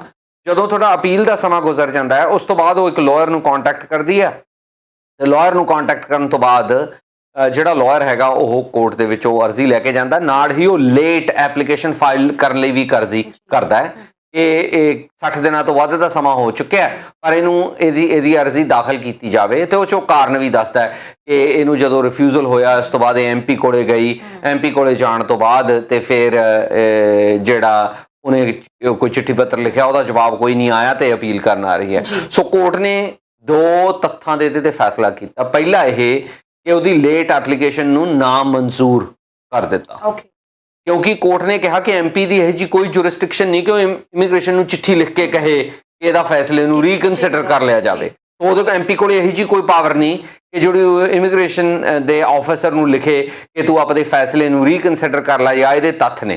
ਸੋ ਜੇ ਉਸ ਅਪੈਲੈਂਟ ਨੇ ਅਰਜ਼ੀ ਕਰਨ ਵਾਲੇ ਨੇ ਇਸ ਮੁੱਦੇ ਦੇ ਉੱਤੇ ਸਮਾਂ ਆਪਦਾ ਲੰਘਾ ਲਿਆ 60 ਦਿਨਾਂ ਦਾ ਤਾਂ ਉਹਨੂੰ ਕੋਈ ਛੋਟ ਨਹੀਂ ਦਿੱਤੀ ਜਾਣੀ ਚਾਹੀਦੀ ਕਿਉਂਕਿ ਕਾਨੂੰਨ 'ਚ ਉਹਦੀ ਕੋਈ ਮਾਨਤਾ ਨਹੀਂ ਹੈਗੀ ਹੈ। ਹਾਂ ਜੇ ਉਹਦੀ ਕਾਨੂੰਨ 'ਚ ਮਾਨਤਾ ਹੁੰਦੀ ਹਾਂਜੀ ਫਿਰ ਉਹਨੂੰ ਜ਼ਰੂਰ ਛੋਟ ਮਿਲਣੀ ਸੀ ਪਰ ਉਹ MP ਦੀ ਲਿਖੀ ਹੋਈ ਚਿੱਠੀ ਦੀ ਕਾਨੂੰਨੀ ਕੋਈ ਮਾਨਤਾ ਨਹੀਂ ਹੈਗੀ ਸੋ ਇਸ ਕਰਕੇ ਜੱਜ ਨੇ ਉਹਨੂੰ ਡਿਨਾਈ ਕਰਤਾ। ਨਾਲ ਦੀ ਨਾਲ ਜੱਜ ਨੇ ਇਹ ਵੀ ਮੰਨਿਆ ਕਿ ਜਿਹੜਾ ਆਫੀਸਰ ਦਾ ਦਿੱਤਾ ਫੈਸਲਾ ਕਿ ਉਹਨੇ 5 ਸਾਲ ਲਈ ਉਹਨੂੰ ਬੈਨ ਕੀਤਾ ਉਹ ਵੀ ਵਾਜਬ ਹੈਗਾ। ਸੋ ਇਸ ਕੇਸ ਇਹ ਇੰਨਾ ਪ੍ਰੈਸੀਡੈਂਟ ਸੈਟਿੰਗ ਕੇਸ ਹੈਗਾ ਜਿੱਥੇ ਕਿ ਆਉਣ ਵਾਲੇ ਸਮੇਂ ਦੇ ਵਿੱਚੋਂ ਜੇ ਤੁਹਾਡਾ ਕੇਸ ਰਿਫਿਊਜ਼ ਹੋ ਜਾਂਦਾ ਹੈ ਤੇ ਆਫੀਸਰ ਤੁਹਾਨੂੰ 5 ਸਾਲ ਲਈ ਬੈਨ ਕਰਦਾ ਹੈ ਤਾਂ ਇਸ ਕੇਸ ਦਾ ਹਵਾਲਾ ਉਹਦੇ ਤੇ ਦਿੱਤਾ ਜਾਊਗਾ। ਤੇ ਦੂਜਾ ਜੇ ਆਪਾਂ MP ਕੋਲੇ ਜਾ ਕੇ ਚਿੱਠੀ ਲਿਖਾਉਂਦੇ ਆ ਜਾਂ ਕਰਦੇ ਆ ਤਾਂ ਉਹਦੀ ਕੋਈ ਵੀ ਮਹੱਤਤਾ ਵੈਲਿਊ ਨਹੀਂ ਮੰਨੀ ਜਾਊਗੀ। ਕੋਰਟ ਨੇ ਇਹ ਵੀ ਗੱਲ ਨੂੰ ਆਮ ਤੌਰ ਤੇ ਕਿਹਾ ਜਾਂਦਾ ਹੈ ਕਿ MP ਦੀ ਚਿੱਠੀ ਲਿਖਵਾ ਦਿੱਤੀ ਜਾਵੇ ਜੇ ਟੂਰਿਸਟ ਵੀਜ਼ਾ ਵਗੈਰਾ ਦੇ ਲਈ ਆਪਾਂ ਗੱਲ ਕਰਨੀ ਆ ਆਪਣੀ ਬੌਂਸਲੀ ਕਮਿਊਨਿਟੀ ਦੇ ਵਿੱਚ ਇਦਾਂ ਹੁੰਦਾ ਆ। ਬਿਲਕੁਲ ਜੀ ਉਹਦੀ ਕੋਈ ਕਾਨੂੰਨੀ ਮਹੱਤਤਾ ਨਹੀਂ ਹੈਗੀ ਹੈ। ਉਹ ਤਾਂ ਕੋਈ ਵੀ ਕੈਨੇਡੀਅਨ ਸਿਟੀਜ਼ਨ ਜਾਂ ਪਰਮਨੈਂਟ ਰੈਜ਼ੀਡੈਂਟ ਰეკਮੈਂਡੇਸ਼ਨ ਲੈਟਰ ਲਿਖ ਸਕਦਾ ਉਹ ਮੈਂ ਵੀ ਲਿਖ ਸਕਦਾ ਉਹ ਤੁਸੀਂ ਵੀ ਲਿਖ ਸਕਦੇ ਹੋ ਪਰ ਉਹਦੀ ਕੋਈ ਕਾਨੂੰਨੀ ਮਹੱਤਤਾ ਨਹੀਂ ਹੈਗੀ। ਇੱਕ ਦਰਸ਼ਕ ਸਾਡੇ ਨਾਲ ਜੁੜ ਗਏ ਨੇ। ਹੈਲੋ ਸਤਿ ਸ਼੍ਰੀ ਅਕਾਲ ਜੀ। ਸਤਿ ਸ਼੍ਰੀ ਅਕਾਲ ਜੀ ਕਿੱਥੋਂ ਬੋਲ ਰਹੇ ਹੋ? ਮੈਂ ਦਿੱਲੀ ਤੋਂ ਬੋਲ ਰਿਹਾ ਸੀ ਜੀ ਸਰ ਕੀ ਸਵਾਲ ਹੈ? ਮੇਰੇ 2 ਸਵਾਲ ਨੇ। ਇੱਕ ਤਾਂ ਮੇਰੇ ਬੱਚਿਆਂ ਸਿਟੀਜ਼ਨ ਦਾ ਅਪਲਾਈ ਕੀਤਾ ਹੋਇਆ ਜੀ ਉਹਨਾਂ ਨੂੰ ਆਲਮੋਸਟ ਆ ਫਰਵਰੀ ਵਿੱਚ 1 ਸਾਲ ਹੋ ਗਿਆ ਜੀ ਤੇ ਉਹਨਾਂ ਦਾ ਕੁਝ ਨਹੀਂ ਆਇਆ ਤੇ ਜਿਹੜੀ ਆਪਾਂ ਦੇਖਦੇ ਆ ਐਪਲੀਕੇਸ਼ਨ ਨੰਬਰ ਤੇ ਉਹਦੇ ਤੇ ਪ੍ਰੋਸੈਸ ਦਿਖਾਈ ਜਾਂਦਾ ਜੀ। ਤੇ ਦੂਜਾ ਕੁਐਸਚਨ ਮੇਰੇ ਇਹ ਆ ਵੀ ਜੇ ਮੈਂ ਇੰਡੀਆ ਜਾਣਾ ਚਾਹੁੰਦਾ ਜੀ ਜਦੋਂ ਮੈਂ ਵਾਪਸ ਆਊਂਗਾ ਤਾਂ ਕੱਲ ਮੈਂ ਨਿਊਜ਼ ਤੇ ਸੁਣਿਆ ਸੀਗਾ ਵੀ ਉਹ ਕਹਿੰਦੇ ਵੀ 2000 ਵੀ ਤੁਹਾਨੂੰ ਜਮ੍ਹਾਂ ਕਰਾਉਣਾ ਪੈਣਾ ਪਰ ਜੇ ਬਾਈ ਚਾਂਸ ਆਪਾਂ ਨੈਗੇਟਿਵ ਆਉਂਦੇ ਆ ਵੀ ਫਿਰ 3 ਦਿਨ ਬਾਅਦ ਉਹਨੇ ਕਿਹਾ ਵੀ 3 ਦਿਨ ਤੁਹਾਨੂੰ ਰੱਖਣਾ ਪਊਗਾ ਜੇ ਪੋਜ਼ਿਟਿਵ ਆਉਂਦੇ ਆ ਵੀ ਫਿਰ ਜੇ ਜ਼ਿਆਦਾ ਟਾਈਮ ਰਹਿਣਾ ਫਿਰ ਵੀ 2000 ਰੁਪਏ ਜ਼ਿਆਦਾ ਪੈਸੇ ਜਮ੍ਹਾਂ ਕਰਾਉਣੇ ਪੈਣਗੇ ਜੀ। ਆਪਾਂ TV ਸਕਰੀਨ ਤੇ ਜੀ ਬਿਲਕੁਲ ਤੁਸੀਂ TV ਸਕਰੀਨ ਤੇ ਆਨਸਰ ਸੁਣ ਸਕਦੇ ਹੋ ਜੀ। ਕਾਲ ਕਰਨ ਲਈ ਸ਼ੁਕਰੀਆ ਤੁਹਾਡਾ। ਓਕੇ ਥੈਂਕ ਯੂ ਜੀ ਸਰ। ਤਰਨ ਜਿਹੜਾ ਪਹਿਲਾ ਸਵਾਲ ਸੀ ਉਹਨਾਂ ਦਾ ਜਿਹੜਾ ਸਿਟੀਜ਼ਨਸ਼ਿਪ ਤੇ ਸਵਾਲ ਹੈਗਾ ਕਿ ਉਹਨਾਂ ਨੂੰ 1 ਸਾਲ ਹੋ ਗਿਆ ਤੇ ਇਨ ਪ੍ਰੋਸੈਸ ਆਈ ਜਾਂਦਾ ਹੈਗਾ। ਬਹੁਤ ਚੀਜ਼ਾਂ ਉਹਦੇ ਤੇ ਮੈਟਰ ਕਰਦੀਆਂ ਨੇ ਕਿਉਂ ਡਿਲੇ ਕਿਉਂ ਹੋ ਰਿਹਾ। ਹੁਣ ਜਿਹੜੀ ਪ੍ਰੋਸੈਸਿੰਗ ਹੈ ਉਹਦੇ ਉੱਤੇ ਬਹੁਤ ਅੱਗੇ ਨਾਲੋਂ ਫਰਕ ਆਇਆ ਜੀ। ਇੱਕ ਤਾਂ ਟੈਸਟ ਵੀ ਹੁਣ ਆਨਲਾਈਨ ਹੋਣ ਲੱਗ ਗਿਆ ਸੋ ਤੁਹਾਨੂੰ ਕਿਤੇ ਫਿਜ਼ੀਕਲੀ ਟੈਸਟ ਨਹੀਂ ਦੇਣ ਲੱਗਾ ਤੁਹਾਨੂੰ ਲਿੰਕ ਭੇਜ ਦਿੱਤਾ ਨਾ ਤੁਸੀਂ ਆਪਣੇ ਕੰਪਿਊਟਰ ਤੇ ਬਹਿ ਕੇ ਟੈਸਟ ਕਰ ਸਕਦੇ ਹੋ। ਦੂਜੀ ਜਿਹੜੀ ਓਥ ਹੈਗੀ ਉਹ ਵੀ ਵਰਚੁਅਲ ਹੈ ਤੁਹਾਨੂੰ ਸਕਰੀਨ ਦੇ ਸਾਹਮਣੇ ਕਰਾਤੀ ਜਾਂਦੀ ਹੈ ਤੁਹਾਨੂੰ ਕਿਤੇ ਨਹੀਂ ਸੋ ਜਾਣਾ ਪੈਂਦਾ। ਸੋ ਉਹਦੇ 'ਚ ਕਾਫੀ ਜਿਹੜੀ ਅੱਗੇ ਨੂੰ ਤੇਜ਼ੀ ਜਿਹੜੀ ਆਈ ਹੈ ਤੇ ਲੋਕਾਂ ਦੀਆਂ ਅਰਜ਼ੀਆਂ ਵੀ ਪ੍ਰੋਸੈਸ ਹੋ ਰਹੀਆਂ ਨੇ ਪਰ ਉਹ ਅਰਜ਼ੀਆਂ ਪ੍ਰੋਸੈਸ ਹੋ ਰਹੀਆਂ ਜਿਹੜੀਆਂ ਬਹੁਤ ਸਿੱਧੀਆਂ ਸਟ੍ਰੇਟ ਫਾਰਵਰਡ ਨੇ। ਹੁਣ ਜੇ ਬੰਦੇ ਨੇ ਕਾਫੀ ਟਰੈਵਲ ਕੀਤਾ ਜਾਂ ਉਹ ਟਰੱਕ ਡਰਾਈਵਰ ਅਕ੍ਰੋਸ ਦਾ ਬਾਰਡਰ ਜਾਂਦਾ ਹੈਗਾ ਉਹਦੇ ਦਿਨ ਪੂਰੇ ਨਹੀਂ ਹੁੰਦੇ ਜੀ ਉਹ ਅਰਜ਼ੀਆਂ ਦੇ ਵਿੱਚ ਤੁਹਾਨੂੰ ਖਾਸ ਤਰੀਕੇ ਨਾਲ ਅਰਜ਼ੀ ਕਰਨੀ ਪੈਂਦੀ ਹੈ ਜਾਂ ਤੁਸੀਂ ਅੱਧਾ ਸਮਾਂ ਇੱਥੇ ਗੁਜ਼ਾਰਦੇ ਰਹੋ ਅੱਧਾ ਸਮਾਂ ਇੰਡੀਆ ਗੁਜ਼ਾਰਦੇ ਰਹੋ ਉਹ ਕੇਸਿਸ ਦੇ ਵਿੱਚੋਂ ਵੀ ਜਿਹੜੀ ਡਿਲੇ ਹੈ ਜਿਹੜੀ ਆਉਂਦੀ ਹੈ ਉਹ ਸਭ ਤੋਂ ਪਹਿਲਾਂ ਤਾਂ ਜਾਣਨਾ ਜ਼ਰੂਰੀ ਹੈ ਕਿ ਇੰਡੀਵਿਜੂਅਲ ਦੀਆਂ ਸਰਕਮਸਟੈਂਸਿਸ ਕੀ ਨੇ ਕਿਉਂਕਿ ਹਰ ਅਰਜ਼ੀ ਵੱਖਰੀ ਹੁੰਦੀ ਹੈ ਜਿਵੇਂ ਹਰ ਬੰਦਾ ਵੱਖਰਾ ਹੁੰਦਾ ਉਹਦੀਆਂ ਸਰਕਮਸਟੈਂਸਿਸ ਵੀ ਵੱਖਰੀਆਂ ਹੁੰਦੀਆਂ। ਤੇ ਦੂਜਾ ਜਿਹੜਾ ਸਵਾਲ ਹੈ ਜੀ ਉਹਨਾਂ ਦਾ ਕਿ 2000 ਵਾਲਾ ਸੋ ਪਹਿਲਾਂ ਤਾਂ ਇਹ 30 ਅਪ੍ਰੈਲ ਤੱਕ ਇਹ 30 ਅਪ੍ਰੈਲ ਤੱਕ ਹੈਗਾ। ਸੋ 30 ਅਪ੍ਰੈਲ ਦੇ ਵਿੱਚੋਂ ਜਦੋਂ ਤੁਸੀਂ ਆਉਣਾ ਹੈਗਾ ਪਹਿਲਾਂ ਤੇ 4 ਮੇਜਰ 에ਅਰਪੋਰਟਸ ਤੇ ਤਾਂ ਟੋਰਾਂਟੋ, ਮੌਂਟਰੀਅਲ, ਵੈਨਕੂਵਰ ਤੇ ਕੈਲਗਰੀ 'ਚ ਹੀ ਇੰਟਰਨੈਸ਼ਨਲ ਫਲਾਈਟਸ ਜਿਹੜੀਆਂ ਉਹ ਆ ਸਕਣਗੀਆਂ, ਹੋਰ ਕਿਤੇ ਨਹੀਂ ਆ ਸਕਣਗੀਆਂ। ਤੇ ਇੱਥੇ ਆਉਣ ਤੇ ਤੁਹਾਡਾ ਜਿਹੜਾ ਟੈਸਟ ਹੋਊਗਾ ਉਹ ਜਦ ਤੱਕ ਟੈਸਟ ਦਾ ਰਿਜ਼ਲਟ ਨਹੀਂ ਆਉਂਦਾ ਉਦੋਂ ਤੁਹਾਨੂੰ ਗਵਰਨਮੈਂਟ ਅਪਰੂਵਡ ਹੋਟਲ ਦੇ ਵਿੱਚੋਂ ਜਿਹੜਾ ਰਹਿਣਾ ਪਊਗਾ, ਉਹਦਾ ਖਰਚਾ $2000 ਤੱਕ ਹੈਗਾ। ਤੇ ਦੂਜੀ ਜਿਹੜੀ ਗੱਲ ਹੈਗੀ ਹੈ, ਜੇ ਤੁਹਾਡਾ ਟੈਸਟ ਪੋਜ਼ਿਟਿਵ ਆ ਜਾਂਦਾ ਹੈ ਫਿਰ ਤੁਹਾਨੂੰ ਗਵਰਨਮੈਂਟ ਫੈਸਿਲਿਟੀ 'ਚ ਭੇਜਿਆ ਜਾਊਗਾ। ਗਵਰਨਮੈਂਟ ਫੈਸਿਲਿਟੀ ਆਫ ਕੋਰਸ ਜਿਹੜੇ ਕੋਵਿਡ ਹਸਪੀਟਲ ਨੇ ਉੱਥੇ, ਜੇ ਤੁਸੀਂ ਕੈਨੇਡੀਅਨ ਸਿਟੀਜ਼ਨ ਜਾਂ ਪਰਮਨੈਂਟ ਰੈਜ਼ੀਡੈਂਟ ਹੈਗੇ ਹੋ ਫਿਰ ਤੁਹਾਡੀ ਹੈਲਥ ਕਵਰੇਜ ਹੈ ਜੀ ਉਹ ਆਪੇ ਉਹਨੂੰ ਟੇਕ ਕੇਅਰ ਕਰੂਗੀ। ਹਾਂ, ਜਿਹੜਾ ਉਹ 3 ਦਿਨਾਂ ਦਾ ਖਰਚਾ ਹੈਗਾ ਜਿੱਥੇ ਉਹ ਤੱਕ ਆਉਣ ਵਾਲਾ ਉਹ ਤੁਹਾਨੂੰ ਕਰਾਇਆ ਜਾਊਗਾ। ਤੇ ਨਾਲ ਨਾਲ ਹੋਰ ਵੀ ਬਹੁਤ ਗੱਲਾਂ ਲਾਗੂ ਕੀਤੀਆਂ ਗਈਆਂ ਨੇ। ਪ੍ਰਾਈਵੇਟ ਸਿਕਿਉਰਿਟੀ ਫਰਮਸ ਨੂੰ ਵੀ ਹਾਇਰ ਕੀਤਾ ਗਿਆ ਜਿਹੜੇ ਹੁਣ ਘਰ ਜਾ ਕੇ ਦੇਖਿਆ ਕਰਨਗੇ ਬੰਦਾ ਕੁਆਰੰਟੀਨ ਕਰ ਰਿਹਾ ਹੈ ਕਿ ਨਹੀਂ ਕਰ ਰਿਹਾ ਜੀ। ਬਿਲਕੁਲ। ਨੈਕਸਟ ਕਾਲਰ ਸਾਡੇ ਨਾਲ ਜੁੜ ਗਏ ਨੇ। ਹੈਲੋ ਸਤਿ ਸ਼੍ਰੀ ਅਕਾਲ ਜੀ। ਸਤਿ ਸ਼੍ਰੀ ਅਕਾਲ ਜੀ। ਮੇਰਾ ਨਾਮ ਦਪਿੰਦਰਜੀਤ ਸਿੰਘ ਹੈ ਜੀ। ਦਪਿੰਦਰ ਜੀ, ਤੇ ਮੇਰਾ ਸਵਾਲ ਥੋੜਾ ਕੰਪਲਿਕੇਟਡ ਹੈ ਕਿ ਮੈਂ ਆਸਟ੍ਰੇਲੀਆ ਤੋਂ ਵਰਕ ਪਰਮਿਟ ਸੀ ਪਿਛਲੇ ਸਾਲ, ਤੇ ਅਸੀਂ ਲਾਈਕ ਫੈਬ 'ਚ ਇੱਥੇ ਘੁੰਮਣ ਆਏ ਸੀ ਕੈਨੇਡਾ, ਤੇ ਉਸ ਤੋਂ ਬਾਅਦ ਲੋਕਡਾਊਨ ਲੱਗ ਗਿਆ ਸਾਰੇ ਪਾਸੇ, ਤੇ ਨਾ ਅਸੀਂ ਵਾਪਸ ਜਾ ਸਕੇ ਤੇ ਨਾ ਹੀ ਕੋਈ ਗੱਲ ਬਣ ਸਕੀ। ਫਿਰ ਇੰਦਾ ਅਸੀਂ ਇੱਕ ਏਜੰਟ ਨਾਲ ਗੱਲ ਕੀਤੀ ਵੀ ਉਹ ਕਹਿੰਦਾ ਤੁਸੀਂ ਇੱਥੇ ਸਟੂਡੈਂਟ ਵੀਜ਼ਾ ਪਾ ਲਓ। ਅਸੀਂ ਪੂਰੀ ਫੈਮਿਲੀ ਦੇ ਨਾਲ ਆ, ਮੈਂ ਨਾਲ 4 ਸਾਲ ਦਾ ਬੱਚਾ ਹੈ ਤੇ ਮੇਰੀ ਵਾਈਫ ਹੈ। ਮੈਂ ਆਪਣੀ ਵਾਈਫ ਨੂੰ ਸਟੂਡੈਂਟ ਬਣਾਇਆ ਤੇ ਉਹ ਇਸ ਟਾਈਮ ਸਟੱਡੀ ਕਰ ਰਹੀ ਹੈ ਲੋਇਲਿਸਟ ਕਾਲਜ 'ਚ। ਤੇ ਹੁਣ ਅਸੀਂ ਵਰਕ ਪਰਮਿਟ ਦੀ ਐਪਲੀਕੇਸ਼ਨ ਲਾਈ ਹੈ, ਮੈਂ ਆਪਣੇ ਓਪਨ ਵਰਕ ਪਰਮਿਟ ਦੀ, ਤੇ ਉਹਦੇ 'ਚ ਕੋਈ ਰੁਕਾਵਟ ਜਾਂ ਇੱਦਾਂ ਦੀ ਚੀਜ਼ ਤੇ ਨਹੀਂ ਹੈਗੀ ਕਿਉਂਕਿ ਮੈਨੂੰ ਕੁਝ ਸਮਝ ਨਹੀਂ ਆ ਰਿਹਾ। ਹਾਂਜੀ, ਤੁਹਾਨੂੰ ਕੀ ਰੁਕਾਵਟ ਲੱਗਦੀ ਹੈ ਜੀ? ਤੁਹਾਡਾ ਸਟੇਟਸ ਵੈਲਿਡ ਸੀਗਾ ਜਦੋਂ ਤੁਸੀਂ ਅਰਜ਼ੀ ਕੀਤੀ ਹੈ? ਜੀ ਬਿਲਕੁਲ ਜੀ। ਤੇ ਤੁਹਾਡੀ ਵਾਈਫ ਸਕੂਲ ਪੜ੍ਹਨ ਜਾਂਦੀ ਹੈਗੀ ਜੀ, ਫੁੱਲ ਟਾਈਮ ਸਟੂਡੈਂਟ ਹੈ? ਜੀ ਬਿਲਕੁਲ ਜੀ। ਹਾਂਜੀ, ਤੇ ਕੋਈ ਰੁਕਾਵਟ ਨਹੀਂ ਹੋਣੀ ਚਾਹੀਦੀ ਜੀ ਫਿਰ? ਜੀ ਬਸ ਮੈਂ ਫਿਰ ਉਹਨਾਂ ਉੱਤੇ ਤੁਹਾਡਾ ਉਹ ਹੈਡਲਾਈਨ ਦੇਖੀ ਸੀ ਨਾ, ਤੇ ਉਹਦੇ ਰਿਗਾਰਡਿੰਗ ਫਿਰ ਮੇਰੇ ਮਨ 'ਚ ਸਵਾਲ ਆਇਆ ਕਿ ਸ਼ਾਇਦ ਸਾਨੂੰ ਨਾ ਕਿਤੇ ਹਾਂਜੀ, ਉਹ ਜੇ ਤੁਸੀਂ ਅੱਗੇ ਪ੍ਰੋਗਰਾਮ ਸੁਣਦੇ ਰਹੋਗੇ ਤੇ ਫਿਰ ਤੁਹਾਨੂੰ ਹੋਰ ਕਈ ਤਰ੍ਹਾਂ ਦੇ ਤੱਥ ਨੇ ਜਿਹੜੇ ਉਹ ਸਾਹਮਣੇ ਆ ਜਾਣਗੇ ਜੀ। ਬਿਲਕੁਲ ਜੀ, ਬਹੁਤ ਬਹੁਤ ਸ਼ੁਕਰੀਆ ਜੀ ਗੱਲ ਕਰਨ ਤੁਹਾਡਾ ਜੀ। ਇੱਕ ਛੋਟਾ ਜਿਹਾ ਸਵਾਲ ਹੈਗਾ ਸੀ ਹੋਰ ਜੀ। ਜੀ ਹਾਂਜੀ, ਤੇ ਉਹ ਜਿਹੜਾ ਇਹਨਾਂ ਦਾ ਜਿਹੜਾ ਸਾਡਾ ਏਜੰਟ ਸੀ ਬਹੁਤ ਮਾੜਾ ਏਜੰਟ ਸੀ, ਮੈਂ ਉਹਨੂੰ ਕੀ ਕਹਾਂ, ਉਹਨੇ ਸਾਡਾ ਮੇਰੀ ਵਾਈਫ ਦਾ ਜਿਹੜਾ ਸਟੂਡੈਂਟ ਪਰਮਿਟ ਤੇ ਨਾਮ ਸੀ ਉਹ ਗਲਤ ਪਾ ਦਿੱਤਾ ਸੀ। ਜਿਹੜਾ ਫਸਟ ਨੇਮ ਤੇ ਲਾਸਟ ਨੇਮ ਸੀ ਉਹ ਸੇਮ ਕਰ ਦਿੱਤਾ ਉਹਨੇ, ਨਵਦੀਪ ਕੌਰ ਲਾਈਕ ਏਦਾਂ। ਤੇ ਹੁਣ ਪ੍ਰੋਬਲਮ ਇਹ ਆ ਗਈ ਹੈ ਕਿ ਅਸੀਂ ਉਹਨੂੰ ਅਮੈਂਡ ਕਰਨ ਵਾਸਤੇ ਭੇਜਿਆ ਹੋਇਆ, 3 ਮਹੀਨੇ ਹੋ ਚੁੱਕੇ ਨੇ, 4 ਮਹੀਨੇ, ਤੇ ਉਹਦਾ ਵੀ ਕੋਈ ਜਵਾਬ ਨਹੀਂ ਉੱਥੋਂ ਆ ਰਿਹਾ। ਤੇ ਲਾਈਕ ਉਹਦਾ ਕੋਈ ਐਲੀਗੇਸ਼ਨ ਨਹੀਂ ਲੱਗ ਸਕਦਾ ਸਾਡੇ ਤੇ ਕਿ ਲਾਈਕ ਨਾਮ ਸੇਮ ਨਹੀਂ ਹੈਗਾ ਆਈਡੀ ਤੇ ਜਿੱਦਾਂ ਹੁੰਦਾ। ਬਿਲਕੁਲ ਵੀ ਨਹੀਂ ਜੀ, ਤੁਸੀਂ ਅਮੈਂਡਮੈਂਟ ਲਈ ਅਰਜ਼ੀ ਕਰ ਚੁੱਕੇ ਹੋ ਤੇ ਹੁਣ ਇਮੀਗ੍ਰੇਸ਼ਨ ਮਹਿਕਮੇ ਦਾ ਕੰਮ ਹੈਗਾ ਕਿ ਉਹਨੂੰ ਅਮੈਂਡ ਕਰਕੇ ਭੇਜਣ, ਪਰ ਤੁਸੀਂ ਆਪਦੇ ਵੱਲੋਂ ਆਪਦੀ ਕਾਰਵਾਈ ਕਰ ਚੁੱਕੇ ਹੈਗੇ ਹੋ ਜੀ। ਸ਼ੁਕਰੀਆ ਜੀ ਕਾਲ ਕਰਨ ਲਈ ਤੁਹਾਡਾ, ਬਹੁਤ ਬਹੁਤ ਧੰਨਵਾਦ। ਤੇ ਸਰ ਅਸੀਂ ਗੱਲਬਾਤ ਕਰ ਰਹੇ ਸੀ, ਤੁਸੀਂ ਕੇਸ ਦੇ ਬਾਰੇ ਵਿੱਚ ਦੱਸ ਰਹੇ ਸੀ ਕਿ ਐਮਪੀਸ ਦੀਆਂ ਲੈਟਰਸ ਉਰੇ ਕੰਮ ਨਹੀਂ ਕਰਦੀਆਂ ਹੈਗੀਆਂ। ਬਿਲਕੁਲ ਜੀ, ਹੁਣ ਕੋਰਟ ਨੇ ਵੀ ਇਸ ਗੱਲ ਨੂੰ ਹੋਰ ਵੀ ਸੋਲਿਡਿਫਾਈ ਕਰਤਾ, ਪੱਕਿਆਂ ਕਰਤਾ ਕਿ ਜੇ ਕੋਈ ਐਮਪੀ ਹੈਗਾ ਉਹ ਇਮੀਗ੍ਰੇਸ਼ਨ ਮਹਿਕਮੇ ਨੂੰ ਚਿੱਠੀ ਲਿਖਦਾ ਰੀਕਨਸੀਡਰੇਸ਼ਨ ਲਈ ਤੇ ਉਹਦੇ ਕਰਕੇ ਕੋਈ ਕੌਨਸੀਕੁਐਂਸਸ ਆ ਜਾਂਦੀਆਂ ਨੇ ਤਾਂ ਇਹਨੂੰ ਕਲਾਇੰਟ ਦੇ ਹੱਕ 'ਚ ਨਹੀਂ ਮੰਨਿਆ ਜਾਊਗਾ। ਉਹਦਾ ਕਾਰਨ ਹੈਗਾ ਕਿ ਉਹਦੀ ਕੋਈ ਜੁਰਿਸਡਿਕਸ਼ਨਲ ਪਾਵਰ ਨਹੀਂ ਹੈਗੀ, ਉਹਦੀ ਕੋਈ ਕਾਨੂੰਨੀ ਮਹੱਤਤਾ ਜਾਂ ਕਾਨੂੰਨੀ ਜ਼ੋਰ ਉਹਦੇ 'ਚ ਨਹੀਂ ਹੈਗਾ। ਸੋ ਜੇ ਤੁਹਾਡਾ ਕੇਸ ਰਿਫਿਊਜ਼ ਹੁੰਦਾ ਹੈਗਾ ਤਾਂ ਉਹਦੇ 'ਚ ਇਹ ਕੋਈ ਕਿਸੇ ਕੋਲੇ ਪਾਵਰ ਨਹੀਂ ਹੈਗੀ ਐਮਪੀ ਕੋਲੇ ਕੋਈ ਚਿੱਠੀ ਲਿਖ ਕੇ ਤੇ ਉਹਨੂੰ ਦੁਬਾਰੇ ਸਹੀ ਕਰਾ ਦੇ। ਰਾਦਰ ਕਿ ਮੇਰੀ ਤਾਂ ਗੁਜ਼ਾਰਿਸ਼ ਹੈਗੀ ਹੈ ਜਿਹੜੇ ਮੈਂਬਰ ਪਾਰਲੀਮੈਂਟ ਨੇ ਕਿ ਜਦੋਂ ਕੋਈ ਇਹੋ ਜਿਹਾ ਮਾਮਲਾ ਜਾਂਦਾ ਤਾਂ ਉਹਨਾਂ ਨੂੰ ਆਖਣਾ ਚਾਹੀਦਾ ਹੈ ਕਿ ਇਮੀਗ੍ਰੇਸ਼ਨ ਹੈ ਜਿਹੜਾ ਉਹ ਕਾਨੂੰਨੀ ਮਾਮਲਾ ਹੈਗਾ ਤੇ ਤੁਸੀਂ ਕਾਨੂੰਨੀ ਸਲਾਹ ਇਹਦੇ ਤੇ ਰਹੋ, ਜਾਂ ਉਹ ਡਿਸਕਲੇਮਰ ਕਰਨ ਕਿ ਮੈਂ ਚਿੱਠੀ ਲਿਖ ਦਿੰਦਾ ਪਰ ਇਹਦਾ ਕੋਈ ਅਸਰ ਨਹੀਂ ਹੋਊਗਾ, ਤਾਂ ਕਿ ਜਿਹੜਾ ਚਿੱਠੀ ਲਿਖਾਉਣ ਜਾ ਰਿਹਾ ਬੰਦਾ ਉਹ ਭੁਲੇਖੇ ਦੇ ਵਿੱਚ ਨਾ ਰਹੇ। ਜੀ ਇੱਕ ਦਰਸ਼ਕ ਹੋਰ ਜੁੜ ਗਏ ਨੇ। ਹੈਲੋ ਸਤਿ ਸ਼੍ਰੀ ਅਕਾਲ ਜੀ, ਲਖਵਿੰਦਰ ਕੌਸ਼ਿਕ ਵਿਨੀਪੈਗ ਤੋਂ ਬੋਲ ਰਿਹਾ ਸੀ। ਜੀ ਸਰ ਦੱਸੋ ਕੀ ਸਵਾਲ ਹੈ ਜੀ। ਅਸੀਂ ਪੁੱਛਣਾ ਚਾਹੁੰਦੇ ਸੀ ਜਿਸ ਤਰ੍ਹਾਂ ਜਿਹੜੇ ਬੰਦੇ ਇੰਡੀਆ ਤੋਂ ਜਿਸ ਤਰ੍ਹਾਂ ਫਰਦਰ ਟਾਈਮ ਦੇ ਵਿੱਚ ਇੰਡੀਆ ਤੋਂ ਵਾਪਸ ਆਉਣਗੇ, ਜਿਹੜੇ ਤੁਸੀਂ 4 ਮੇਨ 에ਅਰਪੋਰਟ ਦੱਸੇ ਨੇ, ਮੰਨ ਲਓ ਜਿਹੜਾ ਬੰਦਾ ਕੋਈ ਵਿਨੀਪੈਗ ਦਾ ਰਹਿਣ ਵਾਲਾ ਜੀ, ਫਿਰ ਉਹਨੂੰ ਵਿਨੀਪੈਗ ਆ ਕੇ ਇੱਥੇ ਕਾਂਫਰੰਸ ਕਰਨਾ ਪਊਗਾ ਹੋਟਲ ਦੇ ਵਿੱਚ ਜਾਂ ਲੈਂਡਿੰਗ 에ਅਰਪੋਰਟ ਦੇ ਉੱਤੇ? ਜੀ ਤੁਸੀਂ ਟੀਵੀ ਸਕਰੀਨ ਤੇ ਆਨਸਰ ਸੁਣ ਸਕਦੇ ਹੋ ਜੀ। ਕਾਲ ਕਰਨ ਲਈ ਸ਼ੁਕਰੀਆ ਤੁਹਾਡਾ ਬਹੁਤ ਬਹੁਤ। ਜੀ ਬਿਲਕੁਲ ਜੀ। ਨੈਕਸਟ ਕਾਲਰ ਵੀ ਜੁੜ ਗਏ ਨੇ। ਹੈਲੋ ਹੈਲੋ ਸਤਿ ਸ਼੍ਰੀ ਅਕਾਲ ਜੀ। ਹਾਂਜੀ ਸਤਿ ਸ੍ਰੀ ਅਕਾਲ ਜੀ। ਮੈਂ ਨਾ ਮਤਲਬ ਕੁਐਸਚਨ ਪੁੱਛਣਾ ਕਿ ਮੇਰਾ ਬੇਟਾ ਇੱਧਰ ਕੈਨੇਡਾ ਵਿੱਚ ਆ ਤੇ ਉਹਨੇ ਆਪਣੀ ਵਾਈਫ ਦਾ ਇੰਡੀਆ ਚੋਂ ਕੇਸ ਫਾਈਲ ਕੀਤਾ ਸਪਾਊਸ ਵੀਜ਼ੇ ਲਈ ਸਤੰਬਰ ਦਾ। ਅਜੇ ਨਾ ਤਾਂ ਕੋਈ ਫਾਈਲ ਨੰਬਰ ਆਇਆ ਤੇ ਨਾ ਕੋਈ ਅੱਗੇ ਕਾਰਵਾਈ ਹੋ ਰਹੀ ਆ। ਤੇ ਕੀ ਰੀਜ਼ਨ ਹੋ ਸਕਦਾ?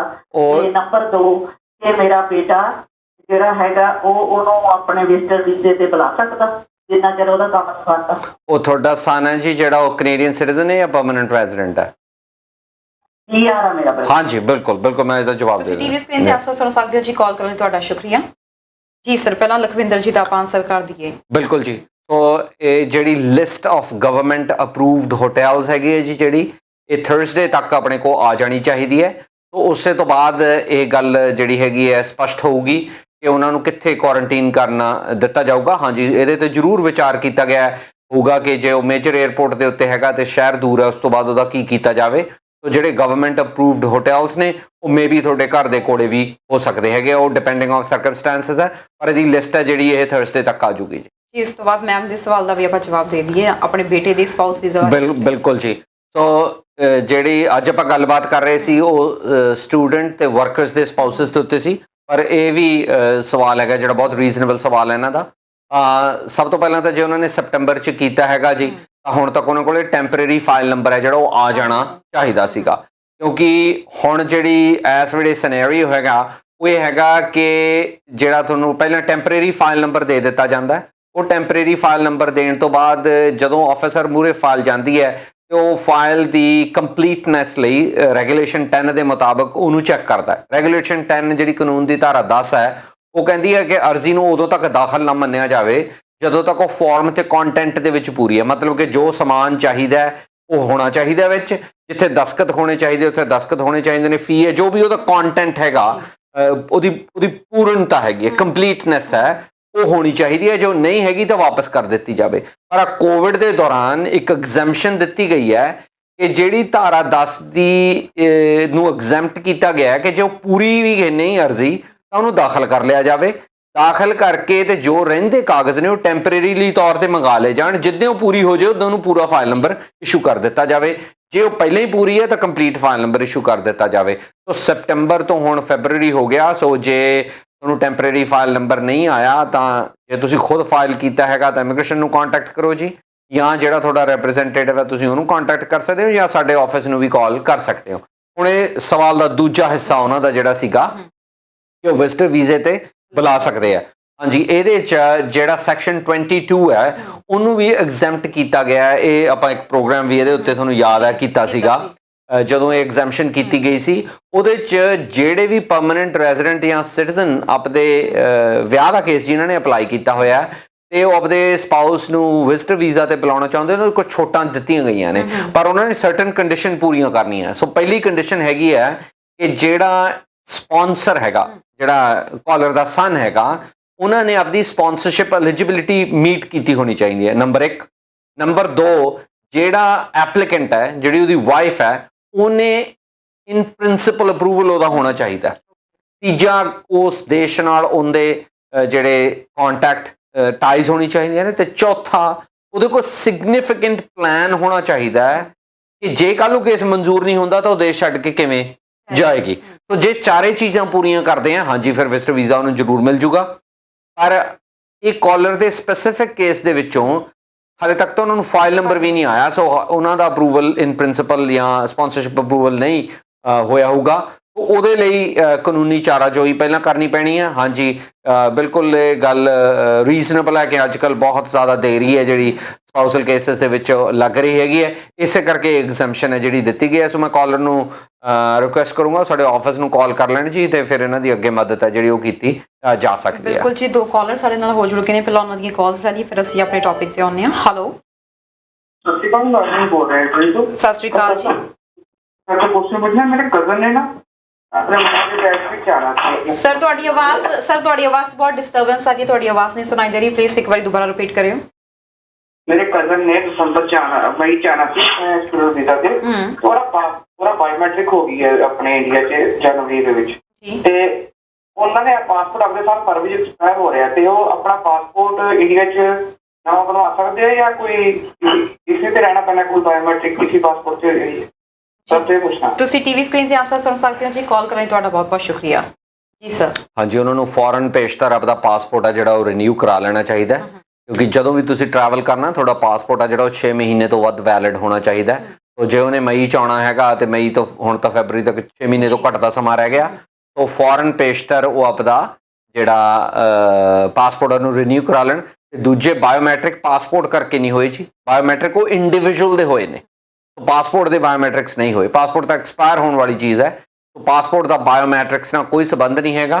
ਤੋ ਉਹਨਾਂ ਨੂੰ ਇਹ ਜ਼ਰੂਰੀ ਹੈ ਕਿ ਉਹਨਾਂ ਨੂੰ ਤਾਂ ਹੀ ਆਉਣ ਦਿੱਤਾ ਜਾਊਗਾ ਜੇ ਪਾਸਪੋਰਟ ਘੱਟੋ ਘੱਟ 6 ਮਹੀਨੇ ਵੈਲਿਡ ਹੋਊਗਾ, ਤੋ ਫੌਰਨ ਆਪਦੇ ਪਾਸਪੋਰਟ ਨੂੰ ਰੀਨਿਊ ਕਰਾ ਲੈਣ ਜੀ। ਜੀ ਬਿਲਕੁਲ ਜੀ ਸਰ, ਅਸੀਂ ਆਪਣੇ ਟੌਪਿਕ ਦੇ ਉੱਤੇ ਜੇ ਅਸੀਂ ਗੱਲ ਕਰੀਏ ਤਾਂ ਇੱਕ ਪਾਸੇ ਸਰਕਾਰ ਫੈਮਿਲੀ ਰੀਯੂਨੀਫਿਕੇਸ਼ਨ ਦੀ ਗੱਲ ਕਰਦੀ ਹੈ, ਦੂਜੇ ਪਾਸੇ ਵੀਜ਼ਾਸ ਜਿਹੜੇ ਆ ਉਹ ਮੁਸ਼ਕਿਲ ਨਾਲ ਗ੍ਰਾਂਟ ਕੀਤੇ ਜਾ ਰਹੇ ਨੇ। ਗੱਲ ਕਰਾਂਗੇ ਦਰਸ਼ਕ ਜੁੜੇ ਨੇ ਇੱਕ ਹੋਰ। ਹੈਲੋ, ਸਤਿ ਸ਼੍ਰੀ ਅਕਾਲ ਜੀ। ਸਤਿ ਸ਼੍ਰੀ ਅਕਾਲ ਜੀ, ਕਿੱਥੋਂ ਬੋਲ ਰਹੇ ਹੋ? ਮੈਂ ਬ੍ਰਹਮਪੁਰ ਤੋਂ ਬੋਲਦਾ ਹਾਂ। ਮੇਰੇ ਲੜਕੇ ਨੇ ਨਾ ਅਪਲਾਈ ਕੀਤਾ ਸਾਡਾ ਜੀ ਪੀਆਰ ਵਾਸਤੇ। ਸਰ ਆਪਣੀ ਟੀਵੀ ਸਕਰੀਨ ਦੀ ਆਵਾਜ਼ ਨੂੰ ਪਲੀਜ਼ ਥੋੜਾ ਜਿਹਾ ਘੱਟ ਕਰ ਦਿਓ। ਅੱਛਾ, ਕੱਟ ਕਰੇ ਬਾਅਦ ਇੱਕ ਮਿੰਟ ਜੀ ਜੀ ਸਰ, ਕੀ ਸਵਾਲ ਹੈ ਤੁਹਾਡਾ? ਸਵਾਲ ਹੈ ਜੀ, ਮੇਰੇ ਲੜਕੇ ਨੇ ਅਪਲਾਈ ਕੀਤਾ ਸਾਡੇ ਵਾਸਤੇ ਪੀਆਰ ਵਾਸਤੇ। ਜੀ ਸਾਲ ਹੋ ਗਏ, ਕੋਈ ਜਵਾਬ ਨਹੀਂ ਆਇਆ।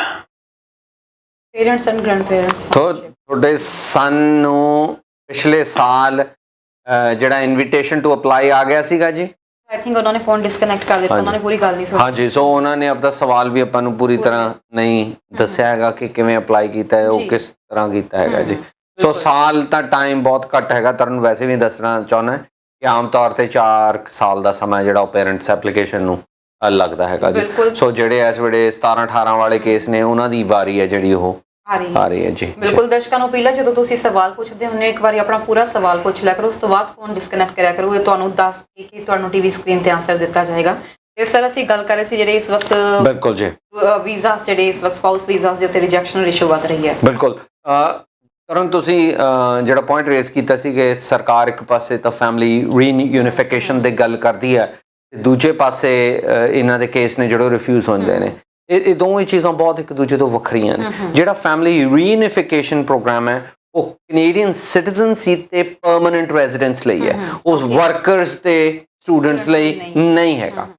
ਜਿਹੜੇ ਵਰਕਰਸ ਤੇ ਸਟੂਡੈਂਟਸ ਨੇ ਉਹਨਾਂ ਨੂੰ ਵਰਕ ਪਰਮਿਟ ਫੈਮਿਲੀ ਰੀਯੂਨੀਫਿਕੇਸ਼ਨ ਕਰਕੇ ਨਹੀਂ ਦਿੱਤਾ ਜਾਂਦਾ।